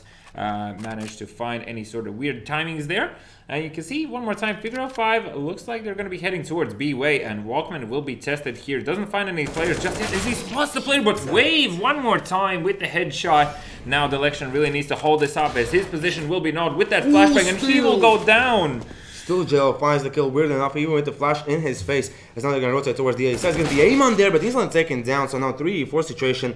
They have to decide either they're going to go for the reset, they're going to save these FAMAs and AK, and they have found. Yeah, like AYN really hoped for a quick backstab there. I feel like he slightly rushed that situation, as obviously he should have waited a bit more information from his teammates to understand exactly how many players are going to be towards B. Still not a huge loss. I mean, okay, fair enough, they gave away 1 AK, but saying that, though, I do recall a few games where that 1 AK has been a huge impact. So still on the CT side, a valuable weapon to have, as obviously one more time single bullet to the head will dispose of you. Players just saving and holding on to their dear weapons. Thursday actually hasn't found any kills yet. Yeah, very unfortunate. I was not hoping for this kind of a situation, as I already said, like 5th place in FPLC. It should be a big deal. You should be a really good player. You could easily win these 1-on-1s, but Figure 5 is really making them work for it. As you can see as well, the score is 1-4. As now Žalgiris, they do put a lot of attention towards middle. This time there's going to be 2 players there. Usually they put even 3 there if needed. You can see now with this kind of a forced buy that Žalgiris has there. One more time, I'm going to take passive positions towards B, passive being towards middle, and as well the A site. This is going to be all on Figure 5 trying to open this one up. And they have to decide which side they want to go to first. Is now Choice trying to take control of checkers, not even pushing in. Good job there, as now Walkman's going to get even closer. And when the smoke fades, he has to be really careful not to stay in that position. Yeah, he needs to pick his timing. Either you stay now or you go. So the flashbang did come through. He didn't find any players just yet. And now the return flashbang will force him out into the open here. Still, somehow he's alive. Yes. And he decides to stay closer towards that B entrance. Is now Delection with the Deagle. Not entirely sure if any players have managed to skip through that smoke.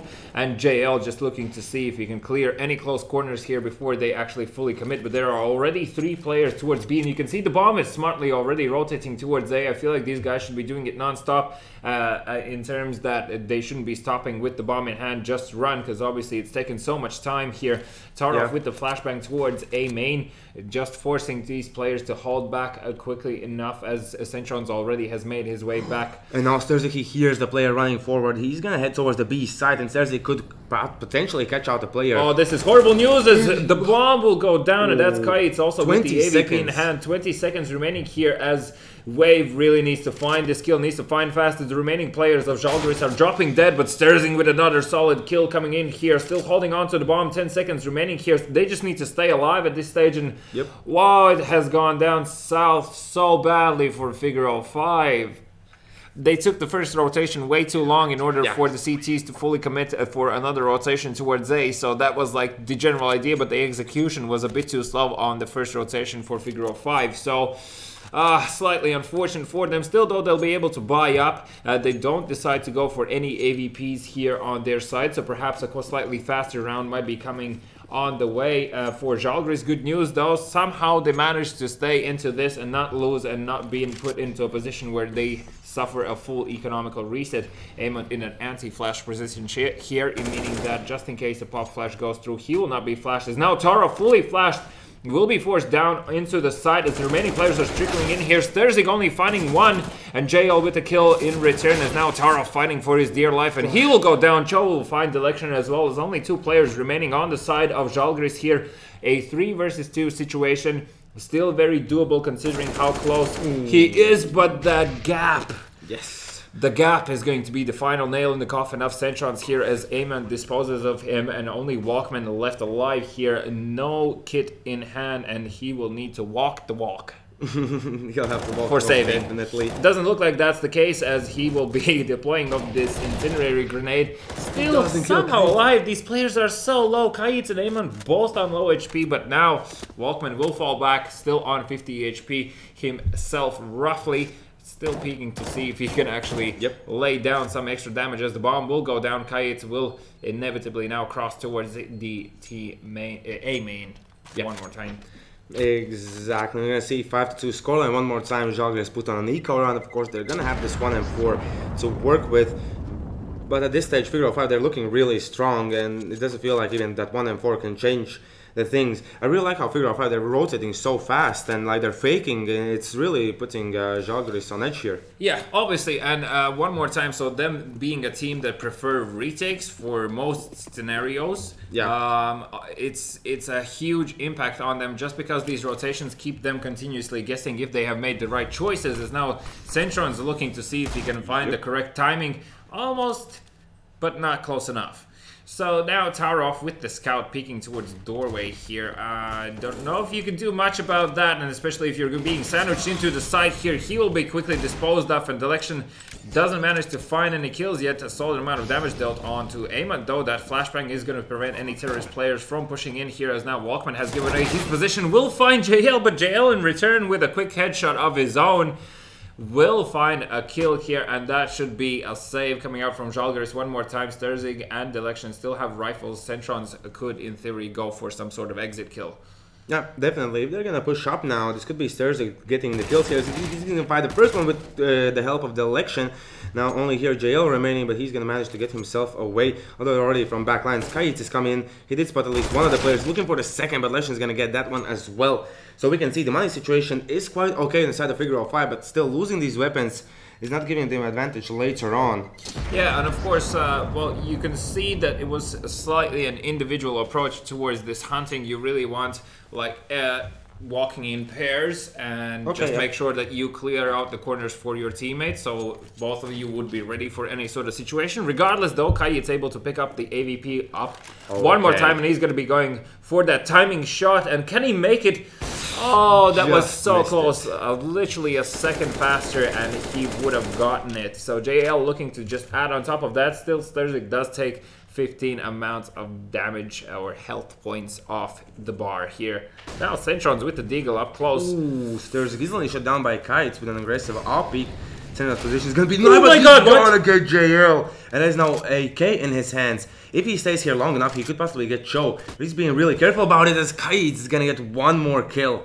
Great job there for him, staying composed, not being too aggressive with the peek, not risking too much. Now Tarov has to be pretty careful. Now he peeks out with this P250 as Kayit's gonna take him down. Only 2 players remain, both of them on that B side. So Bomb's gonna be planning, I believe, one more time. Žalgiris will opt out to save. And you can see figure of 5 have left one player, and that is Cho, towards that gun initially where it was dropped, just to make sure that no second weapon will be saved. Obviously, Delection most likely will be leading the way if they actually go for this hunt. But as I said, that Walkman forces me to bite my tongue as he just displays excellent skill with the Deagle. Will find a one-tap towards Cho, able also to retrieve that AK. So still 2 rifles on the side of Žalgiris, but so far not really looking so good for them, as the 7th round will be heading towards figure of 5's way, and also Walkman losing that AK in the process. Unfortunately, his teammate was already too far away, so I'm not entirely sure why they decided to split up in that position. Also, Delection is being kind of hunted for, but in the wrong direction. So. And the score 7-2. This is really bad news for Žalgiris. They have at the moment lost the early game, most definitely. There's still 6 more rounds left to play here. So either they, how many rounds do you think they have to get so the T side would be more easier for them? Like, I mean, six. Okay. Six. They'd have to get 6. If they don't get 6, I don't see them getting back into this. Kai is just missing by a literal millimeter there. Yep. And wow, all 5 figure of 5 players in a full buy round are heading towards B here, so this should be a contact play coming out from them, but Walkman might just find the timing here. He's already posed up for an anti-flash position. He does hear the Molotov, of course, being deployed close, and he should ask for a pop flash anytime now, as Sterzing doesn't manage to get into the headshot position, but Walkman is not checked for, and he's missing so many shots in the back here, forced on down to on a USP, doesn't have time to reload, and will go down now with the nade in hand. The election will be disposed of into the side. There were a lot of trades in the middle here, so still an equal situation in 2 versus 2, but obviously the terrorist players have not made it to the side. That's the bomb. Hello? Yeah, I thought like Wave was gonna like he's doing a good thing, like peeking in, checking if anyone's coming in from behind, but as well like he has the bomb. You can see Cho, he's already inside. The bomb could have been planted. They could play the other so positions. Much time lost. Exactly. That is so much time lost for figure of 5 players. Regardless, though, looks like the bomb will inevitably, slowly but surely, make his way towards the site. It will force the players to actually remain in the site, most likely, as they do not know from which side Tarov will be coming in here. And obviously, he actually hasn't shot. In his position, like, I would have already done that. What he just did, that is shooting out the vents. The pop flash coming out here from Centrons, and they're just looking to deal any extra free damage they can. But Tarov will go down here already. Centrons has managed to find Choke here. Wave, don't panic, dude. You're in a good position, as Centrons lurking here closer, looking to deal good amounts of damage and get rid of Wave in this position. And Wave, unfortunately, doesn't guess from which side Centrons will be coming here. Yeah. Quite unfortunate. He was as well on really low HP.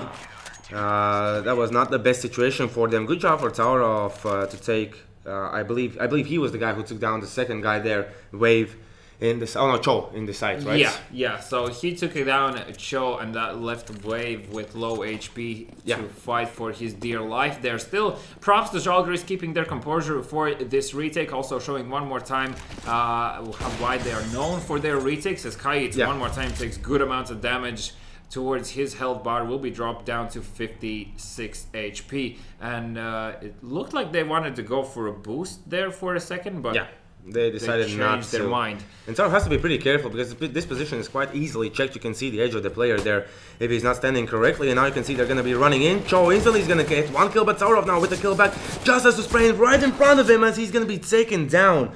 How unfortunate is that? You just need to press the mouse. I mean, you know the players haven't crossed, so just spray in the smoke there. There's the election deploying down the incendiary grenade, and you can see the fake has played out. They just need to run towards B, as all 3 CT players, that is from Žalgiris, are towards A. Wave, dude, you just need to lead the way. That teammates will trade it out. They're obviously being extremely careful here, as now you can see that the rotation has come through, but it is way too late here now. Walkman with the AVP, does he go for this bang? No, he won't. He has no idea that many players could be there. And you can see here, I believe the election will be killed off almost instantly. As no, actually, he's gonna get JL. JL was way too impatient. He would have gotten that kill, and Walkman's gonna find Kayit. Only Wave and Cho remaining. Quite of a flashback for them, but this time they're not in the site, waiting in the checkers. And this should be the moment. Election shines as Wave. His position is not known. The fuse has begun. He's gonna look for the kill. He's gonna find one. He's gonna look for the the bomb, the plan deny, but that was not the case. Žalgiris, they fight back to get the 4th round. Good job there by Walkman, getting that kill from heaven, getting that kill now when I believe, Wave was coming in. I don't understand figure of 5's slow rotations, honestly, because, I mean, fair enough, you want to still quickly clear your corners, but, like, pop flashes and things like that, when you know for sure that one player has definitely rotated, and you should know this off the fact of, like, come on, you cleared out a site. Walkman's gonna find 1 kill with the AWP. Can he get the second one? He's gonna miss the timing, and now the election's gonna go for the sprays. He's already taken down 2 players, only 2 more remaining. Kai's gonna go down. No, it's gonna be Amand, and Kai's gonna find a kill. 1v3 situation, has the Glock in his hands, but Centrons from the back line is gonna kill him off. And Žalgiris finally grabbing the hold of the game, winning 3 rounds in a row. 3 more to go. Can they do it? That is the question. They definitely need to do it to throw out figure of 5, because I think if Žalgiris wins this half, it shouldn't be a pretty easy start for them, as figure of 5 would be like not in the best mental state. Yeah, that's definitely something to take into account at this stage, as obviously having such a convincing lead and then afterwards losing it 3 rounds in a row in, what looked to initially be shaky, but afterwards in a convincing fashion.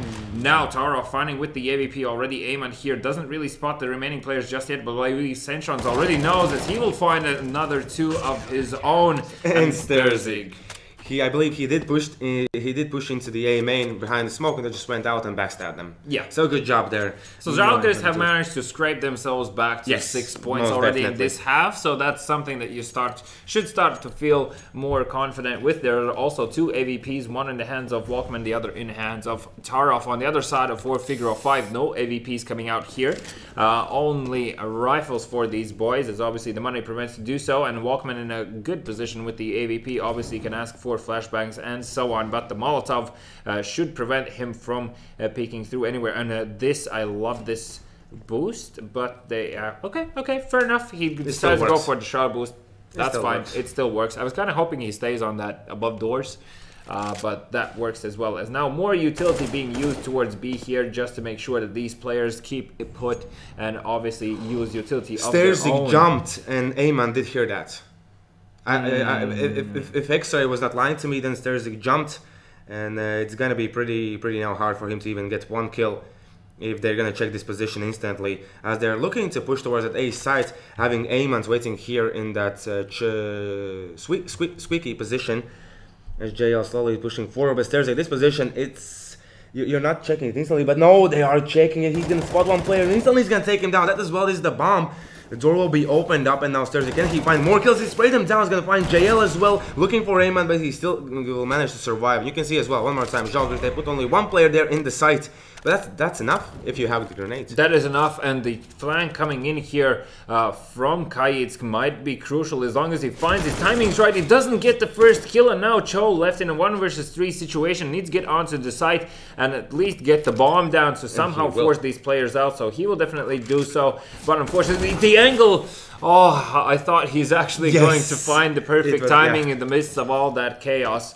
So, the fuse will go through, and it is going to be actually 7-7. What looked to be a very convincing game coming out from Figure of 5 just before that. One more time, Žalgiris showing how retakes can go down and should go down from their executions here. And they're not really doing anything too flashy. They're just going very organized. Exactly. That's the whole thing about Žalgiris on cash. Like, they're not doing anything extraordinary, but it's working for them. And it's quite hard for them to be stopped. Well, let's just see now. The last round of the first half is going to be on its way. Both teams have the buy round, as now Walkman has found Cho. He went for the aggressive peek. Finally, they only switched it up in the last round. They before didn't go for those aggressive peeks towards B main. Still a very crucial round to switch it up, and as obviously is going to dictate the note that everything is going to go down. As Sterzig now will go down, and he tried to do the correct play in the sense of finding a timing when to drop this incendiary grenade. So nades being thrown backwards and forwards here, and we are going to see a display of how a retake should go down potentially from Žalgiris, as Walkman now looking to find any free kills with the AVP. Wave just hiding away in the corner here, and that wide peek from JL will inevitably give him the kill, but Walkman will instantly trade back. Still a 3 versus 3 situation, and Wave just needs not to show himself here, but the Molotov... it forces him out, and only Kayitsk and AYN will remain. AYN's gonna find 1 kill. Kayitsk now has to get the kill. It's gonna be 1-on-1. Tarov, he can just easily go for the defuses. Kayitsk with 7 HP is gonna get the kill. And now the score is going to be 8-7. Good job. I believe the death cam faked out the information on the side of Žalgiris, and that's why he decided to go for that strange peek. And Kayitsk, of course, smartly decided to quickly dissipate into the smoke and come back out of it. So slightly unlucky for them. Still 8-7, an extremely close half coming in here. Figure of 5 on the CD side. Let's see what you guys can do. And obviously he's looking to see what Sterzig can put up being on the terrorist side. And it looks like he's warmed up as 7 kills. Well, better than nothing. So Sterzing has been boosted up here, and Cho obviously will be tested in a second with this USB in hand in connector. Still standard plays coming out from Figure 05. 2 people towards B2, 2 people towards A, and 1 in middle just to peek for information here. No kits on their side, obviously purchasing armors here in hopes that that will somehow stop the never-ending rain of Glock bullets that what it feels like. As already found 1 kill. Cho as well finding the headshot, but no, that's going to be enough for Cho. In this one, it's going to be 3-on-4 situation. Now Žalgiris still staying middle, so they're not committing to the site. And as you can see, that kind of asks now for Figure 05 to stay in A as well. I already thought Kai is going to rotate away. They're going to leave only JL on that A site, but that's not the case. And this is going to be the A hit. So let's see how ready JL with Kites really are. As now they do have that flash in the smoke still not used. And they're still not, only now they're going to drop down the smoke. So let's see now, Kites won't see anything. He's going to try for the shots through the smoke. And no luck there, as now they're going to try and take the side. The Jel's already spotted by Direction in middle. Good positioning from a Žalgiris player. It's going to be 3-on-3 situation. Let's see, can Figure 05 pull out the retakes that Žalgiris did? And obviously not having the luxury of nades, Wave does bring them some hope as he disposes of the election here. Centron's desperately trying to dink as many players as they can. He does find Wave in the process. Kait's also on low HP here, and they are looking to dispose of him, but instant kills coming through here, and Žalgiris picking up the first round in the second half, so this still can go either way. Yeah, really good job by Žalgiris winning this round. Let's just see, can Figure 05 strike back? Because at this stage, it's definitely asked for that. If Žalgiris, okay, if they get even these few rounds, of course, there's going to be the buy rounds going to be really important, especially for our predictions, because we predicted 16-10 and 16-11. Yeah. So it's going to be really important for that. But as well, if they win this one, they're going to put Žalgiris kind of on the back foot.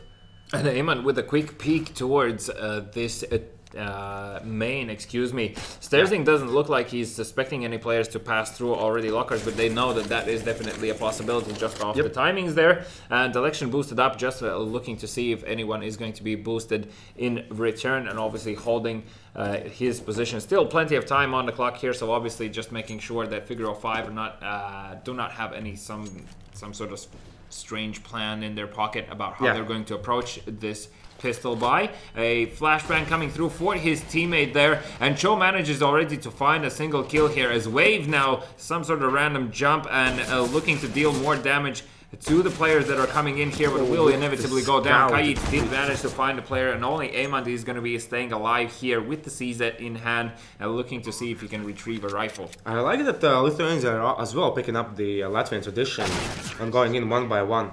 Yeah. Pretty great thing. Happy trend to see. Yeah. So now Figure 05 are going to be forced into an economical round one more time, meaning that they will not be purchasing not too many things here. As Žalgiris on their side, Taraf and Centrons have picked up the MAC-10, so most likely they'll be looking to utilize this weapon. And you look how they're stacked in the middle of Figure 05. Interesting choice. I've actually never seen this. I've never seen people stack in the middle, like usually A sites or rush somewhere or B sites. They're just staying in the middle, waiting for the aggression to come to them. And as we can see, it's going to be Žalgiris just using tons of grenades until realizing that it is only the mid position that is taken by the enemy. Tarov here, he won't hear any sound cues, I believe, and now Wave is going to be the one checking the B side just to make sure as they're leaving middle. I think it was quite a great idea to stick there. Just know when they're going to go into the site and plant a bomb, then they could all 5 go for the retake. Like, try to get those kills. And here, Tarov instantly going to find the kill. He's going to try to get back, but Ayman's going to find the kill back. And the Lecture's going to go for the spray down, getting himself, I believe, 3 kills there in the process, and giving the scoreline now 10-8. Žalgiris, they already have reached your prediction. Do you think they're going to go for more? Well, or do you think this is going to be the time that Figure 05 strikes back? In order for them to reach your prediction, they still need to win. Yeah. And I feel like Kayitz with the AVP still is going to be a huge factor here, as he's already posed himself up towards middle here, looking to see if anyone dares to peek him. And it doesn't look like it's going to be the case. The Žalgiris players are just spreading out evenly here. Sterzing using a lot of utility, looking to quickly get out here, but he's in dangerous position as he actually somehow still manages to find a kill onto JL, and Cho needs to be a crucial player here on A side, and Kait's looking to equalize the scoreline. He will find Stursig, and Centron's only remaining here as he will smoke for cross and will be looking to use those flames to burn down Cho, but Cho is better with his positioning. Joggers, they faked the A side. You can see the rotation has come in from Waven as well. Kites has stayed in middle, but only now he's going to rotate towards the B side, which is going to be the side that they're going to hit. Let's see if he can get lucky, although with all the smokes and everything coming through, he's going to miss the first opening shot. No idea, he can't hit the shot. AYN's going to go down, and now Joggers taking the side, the 4-on-3 situation. Kites has to go huge here for his team. As you can see, no one's going to cross his crosshair, although the bomb is going to be their direction. Why did you go through there? That should not be the case, as here Walkman is now looking to get the off player as well. He's going to miss the first opportunity as Centro's all now only coming in. They've taken control of the side wave. My the bomb goodness. is there. Yes, exactly. Joggers, they kind of messed up. Let's see if they can fight back at this one. Oh, Centro saw the player, he knows. Yeah, he knows, but okay, Kites managed to get away. This is going to be now Cho. Okay, through the smoke, he can't find anything just yet. Joggers is going to try to take this one, as they could save the op here. No really, problem. you should be saving the op right now. Why are you pushing this? He was spotted and Wave's going to kill him off. Walkman with kind of a mistake. Not kind of, a mistake. A mistake. Like, legit. Why at 19 seconds, being in a 1 versus 3 situation, having the bomb drop down in the actual site? Yes. You would attempt that. No idea. I was hoping for the best, as they are right now. Food for thought for the coach of Žalgiris. Excuse me for interrupting you. Yeah, as well. You are too. I really actually would like to have a small conversation, maybe with Undercover, just so you know how is he helping Žalgiris to reach the finals. Yeah. That'd be an interesting thing as well. As you mentioned before, maybe not only through the timeouts he's allowed to talk, maybe he's putting his input in the other situations as well. And let's just see now. More assaults like Joggers want to push towards the A side. There are going to be 2 players ready there, and if needed, Kites is ready with the op from middle as well. But all with the grenades coming through, they're going to look to defend the site. Let's see who's going to take down who here. As Jail is fully flashed. The bomb is now moving into the sides, and they're going to peek in, but instantly Walkman's going to go down. One more time, the bomb is not going to be planted, as now finally terrorists open up the side. But now here Kites is going to miss the op shot. Yes, and how do you like this position from Delection? Delection in an excellent position to flank as long as he remains here, and he's going to be peeking, but he's going to be instantly giving away his position. I would have chosen off angle better for that, rather than give away your position. Wave drop down to low HP here, and roll. Sprays them both down. Delection, great job. There's now only Kites will remain. He's going to come into the side, he's going to spot the player. If that flick would have worked out, then Kites would have been the new op king. Yeah, well, unfortunately, he's not. Žalgiris will get their 11th round here, as Kait's still looking to save. This weapon needs to cross over. A quick bunny hop from him. Will he still managed to get away with somehow he's HP. still alive, and he's actually looks like he might be able to get a kill as he gets Tar off and manages to fall back here, but he will be taken down by Delection. Really, Delection has been a crucial player on the side of Žalgiris here, finding solid amounts of kills in his hands. So 11-9. Figaro 5 not really in a position to feel comfortable anymore for sure, as obviously they will be forced into a fourth round just now, and this is turning into a real close match. Okay, now already the op is going to be boosted. Walkman is not going to spot anyone just yet, although I'm not sure they're prepping up for the boost there. Or can he spot the player that is below him here waiting? Cho as AYN finds Walkman. That is Deagle winning against the op. That's not what you want to have to happen. But now it looks like one more time they're going to hit that A site. There's going to be 3 players ready there. Luckily for Žalgiris, they're going to be with pistols, but we know what pistols can do. Now let's see, can JL, the crazy guy from Lithuania, take them down as they're slowly trying to move into the side, not deciding to move in just yet. The flash will come through, they almost get him. Kites is going to help out a friend, but Centron's going to find 2 kills. And only 3 players remaining. Centron's still looking for it, but he can't get it. 2v2 situation. Team kill? Still start off Cho. That's super unfortunate for him as now they're moving inside, but Cho is still going to get the kill. He's going to help his team, even with the fact that he got the team kill there. And now he's going to get the free kill, but he has no idea where Wave is. So this should be an easy kill for Wave if he managed to get the timing right. And then he's going to plant the bomb. As he's checking, he has no idea that he's around the side. Exactly, this will be a round for Figaro 5 as Wave takes him down 11-10. This is as close game as we already thought. Yeah, definitely. And obviously still any man's game here on Cash. Žalgiris is definitely putting up a good fight here against Figure of 5, who currently, in terms of how many wins they have, are in the lead, but that's about it. Definitely cannot be seen in this match here. And still, a domestic duel is always going to be a close one, as long as the teams are within the same skill range. So Wave here, positioning himself in the checkers area, should be asking for a pop flash anytime soon, just to understand what the situation is because of this smoke. Otherwise, oh, this is going to be a run boost with these pistols. I'm gonna run. Oh, he's gonna miss the timing. There's gonna be Wave ready for the pushes. He's gonna spot at least one player, the second player as well. But instantly from the back line, Suurhall is gonna take him down, and Central is gonna kill off AYN. So now it's gonna be 3-on-3 situation. Joe gets the timing right, and gets the bomb. As now they have to reclaim it and go for the plant the other way. As Kite is gonna find Centrons and stirs it with a CZ. He can't find the kill, switches out to Glock, but he's gonna be rushed down. There's gonna be 11-11. Figure of 5 even out the score. Great job there, as you can see. It's gonna be Žalgiris. Okay, they're gonna go for a force. They pick up 4 AKs, 1 Deagle on Stirzig. Still a good amount of utility though, so they can definitely do a lot of work with this. We haven't seen too much dominant play coming out in the middle area from either team. Like, you don't really see 3 players put into middle, overtake it, and then that team decide what to do afterwards.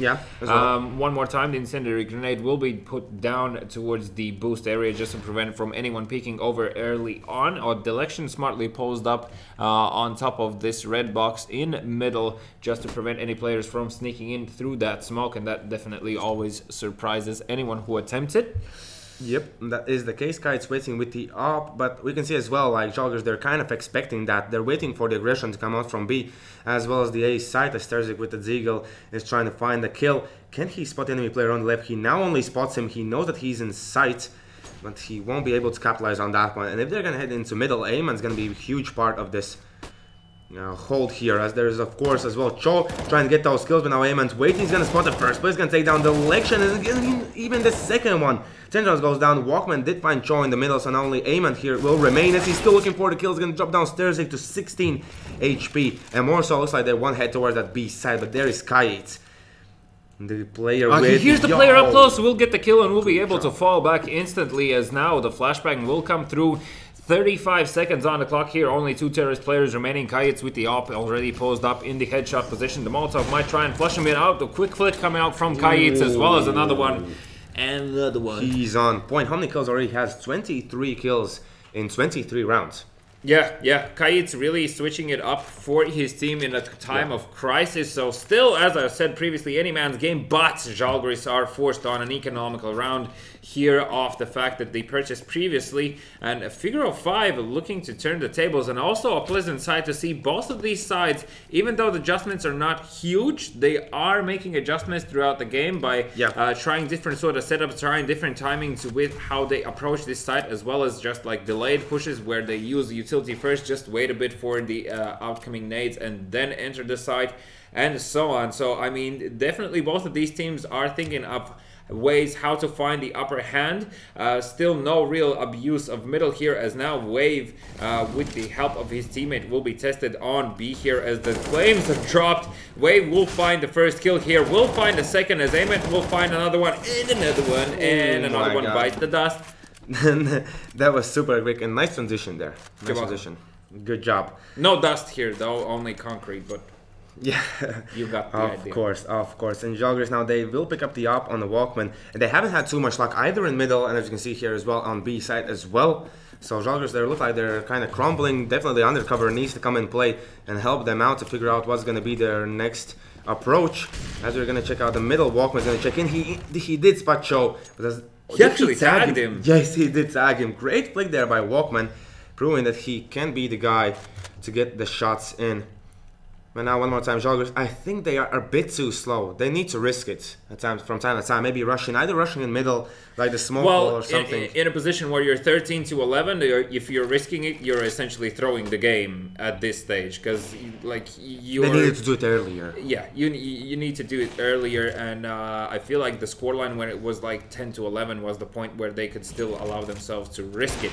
But unfortunately that wasn't the case, and perhaps that is why they're suffering the consequences. Regardless though, they still have a very solid approach to this match. You can see obviously they're making sure that none of these figure of 5 players have pushed up close, as previously Amont displayed what can happen in those situations. And one more time, an excellent play coming out from him.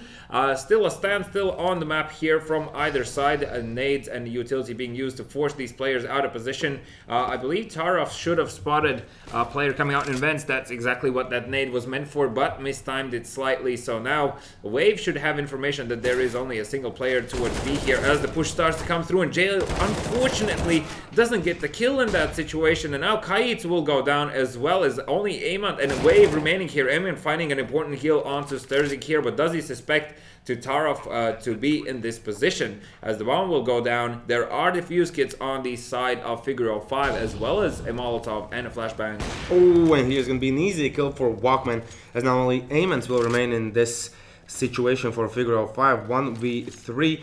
They do have the money for the next buy round, so he's not going to be too eager to say maybe this weapon. Didn't he spot Tarov? No, at least I believe he heard Tarov. Tarov misses the opportunity to get the kill. It looks like he's going to be even able to save this up. Of course, if not, Walkman finds him as here. Yes, that's going to be the case for Walkman. He's going to score, but his score is going to be 12-13. We check the scoreboard. It's quite even out scores for so here's what's going to happen. If Figure 05 win this round, they win the match. Okay, yeah, because Žalgiris won't be able to buy the next round. Yeah, that's essentially what should happen. So this is probably the most important round here, which will determine if Žalgiris will be able to bring it back, or they will lose it purely for economic reasons. And this is also the... Oh, please tell me you're boosting up. Figure 05 are going to be risking it all, or no? No boost yet? This is not going to happen. Not your lucky day. They do have taken a stronghold in middle. Both players on each side. You can see the grenade won't deal almost any damage to Amont, as here they are making some noise towards that A site. They have to be pretty careful so they don't get caught off guard, as that could be the case. They're making tons of noise. Kaid's gonna find Walkman there. From which position did he do? From highway. So now it's gonna be Sturzik trying to fall back as he's left with 40 HP. As we can see, there's a lot of information for Figure 05 that they're not pushing in middle. They're not going towards the B side. There's as well, of course, Wave checking this position. So they kind of should know that they're waiting still in middle, still deciding to which side to go to. And I think Cho's position is known just off the trajectory the terrorist player saw the smoke grenade coming through, and I feel like quite possibly Cho just realized it, or perhaps heard the boost happening here. So Sturzik now is going to be looking to clear out this close angle. Definitely Cho's position was known, and he will come out on top with Sturzik. Kait will find another kill, and it's all falling apart for Žalgiris here. There's only Tentrons and Tarov remaining, and they have like a few nades, but that's it. And Wave has already spotted one of these players will deploy his incendiary grenade, pushing these terrorists back to their spawn. And in a 2 versus 5 situation, they will need to save, and Figure 05 should be throwing everything they have right now to find these players as soon as it becomes imminent that this is going to be a save, and that should be clear in the next like 3-5 seconds max. Yep, most definitely. We can see Cho, he is going for that push, but he's just checking, waiting for the enemies to show themselves, and this could be JL getting the kill here, although he does not stick around.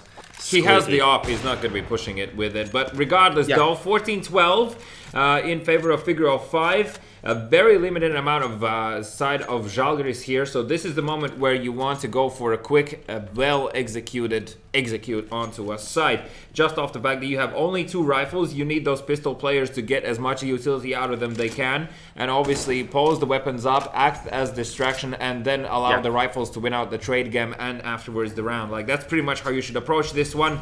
At least that's what I think, as now Centron's in main here at the very beginning of it, just peeking to see if any of Figure 05 players will overextend their welcome.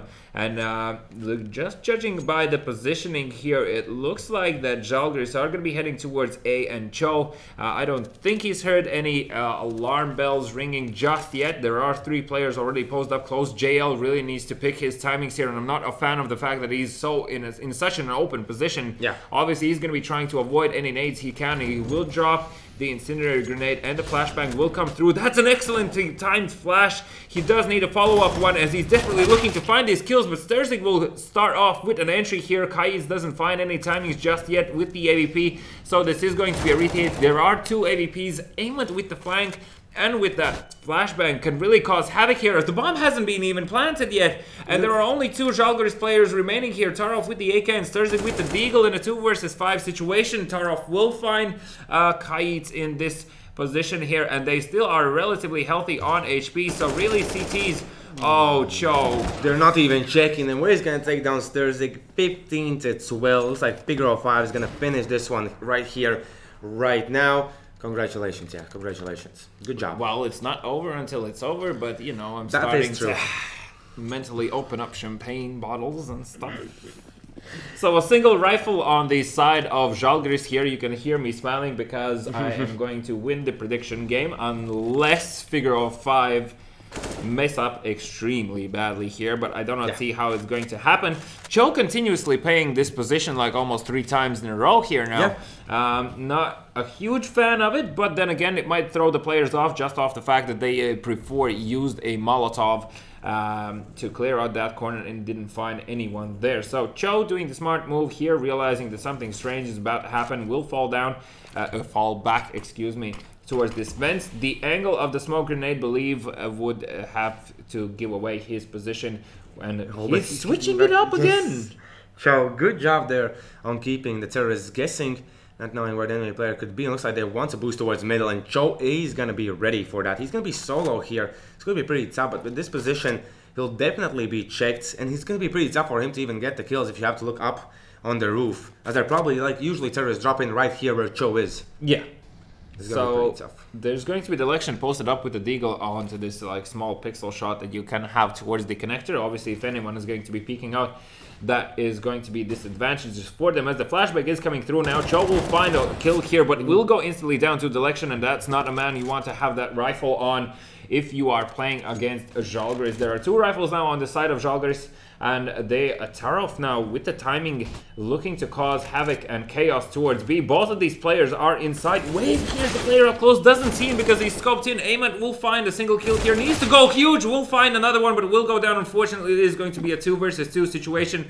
Both CT players have kits, they also have flashbangs. The Molotov has been just used now as JL has already walked out, and the election does not suspect it. He hears only 1 player above him as JL was walking. What? But still they're gonna get the kill. Walkman's gonna look for the kill. He's gonna find one. Can he get the second one as well? But no, JL is gonna get the kill back. There's still quite enough time. Why is he going for that up if the game is over? Figaro5 one more time. At least me. They surprised me with this one. Yes. Good job. Well composed. What do you mean, yes? No. It was calculated. Calculated. Yeah, of course. So, yay. Congratulations to Figaro5. An excellent show match here, I would say. Yes. In terms of what Lithuanians are all about on Cash. As I already said, interestingly enough, there were adjustments throughout the game. Like, small adjustments, more centered not like as a global approach towards the whole way how they would like to play out this map, but more in the sense that small adjustments to specific sites, as in how players try to enter the site, as I already previously mentioned, also how they decide to use the utility towards the site. And actually, Sturzig as a stand-in has performed definitely well enough and met my expectations. I mean, if the guy would have gone crazy, obviously, yay, but still a very good addition so far, and a good sub-player in the face of Reggie. Now, the question is, though, are Žalgiris sitting there now and thinking, we didn't have that lineup, the main lineup, the chemistry was not there, and that's why they lost? Or that could be the case, but you have to give it to Figaro5 and Kayitz as well. That play, the guy was just crucial for them to win this map. I feel like if Kayitz wouldn't really show up that much, this probably wouldn't have gone Figaro5's way, because Kayitz found so many crucial kills. Cho, with his positioning on the CT side towards middle, continuously abusing and somehow staying alive throughout the most part of it, was a huge factor as well. Work on your rotations, guys. When you're double faking as terrorists, you need to really be quick and really sell it. That's the main reason why a double fake works. So if you're taking too much time, the CTs understand, like, it's not really a feeling that you can describe. You just know at one point in time, it's like, okay, they should have really already hit that other site. Yeah, And yeah, also exactly. slightly unlucky positioning there when in the first half of the game of Figure 05 player, I believe that was Kait, he had the AVP in hand and he had the bomb when he was returning back towards B in terrorist middle. He died to Sturzig. Do you recall? The bomb was dropped and then afterwards... Yes, Sturzig. Yeah, Sturzig picked up on that one and Now I there was remember. like 20 seconds on the clock. Yeah. So like... That's probably worst case scenario. If you're going to be faking it, please just like, I don't know, if you don't want to like expose the bomb for the initial fake, then obviously drop it and hold it somewhere in that general area. But a very pleasant last match of the day. And as we already said, this definitely was a close one and a sight to see. I feel like there's a lot that both of these teams can take away from coming out from this match. Yeah. And obviously Undercover as the coach for Žalgiris should really look through this match from like GoTV point of view just to understand why it all went south for them inevitably. And as I said, one more time, economy gives you games. And that's exactly what happened. Figure 05 managed to pick up that round and afterwards Žalgiris just couldn't recover it. Yeah. And they were also slightly put in that position because their last bye round, when the scoreline was, I believe, 12-13, Sturzig was on a deagle because when the round started, the remaining teammates had something like $4,500 to $5,000, and he started with 2,950.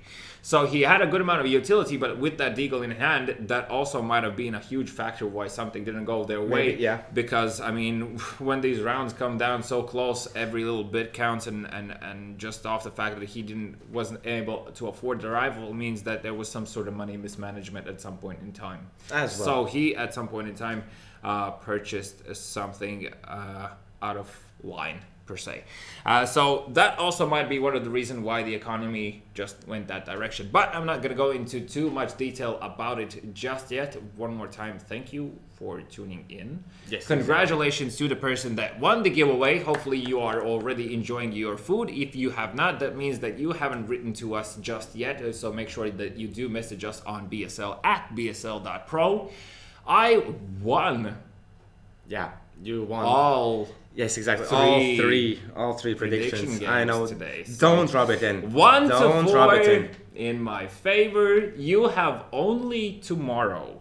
I have only tomorrow, and I have to win every single game prediction there. Yes. I'm gonna be ready.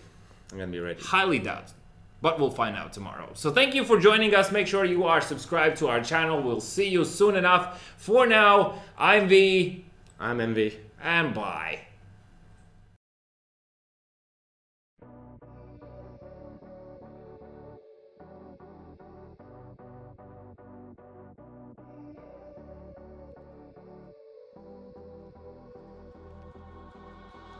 Flat on the floor of my life, the world just leaves me behind. I wanted more at this point, but I keep losing my voice. I don't wanna be like that though. Better grow a fucking backbone.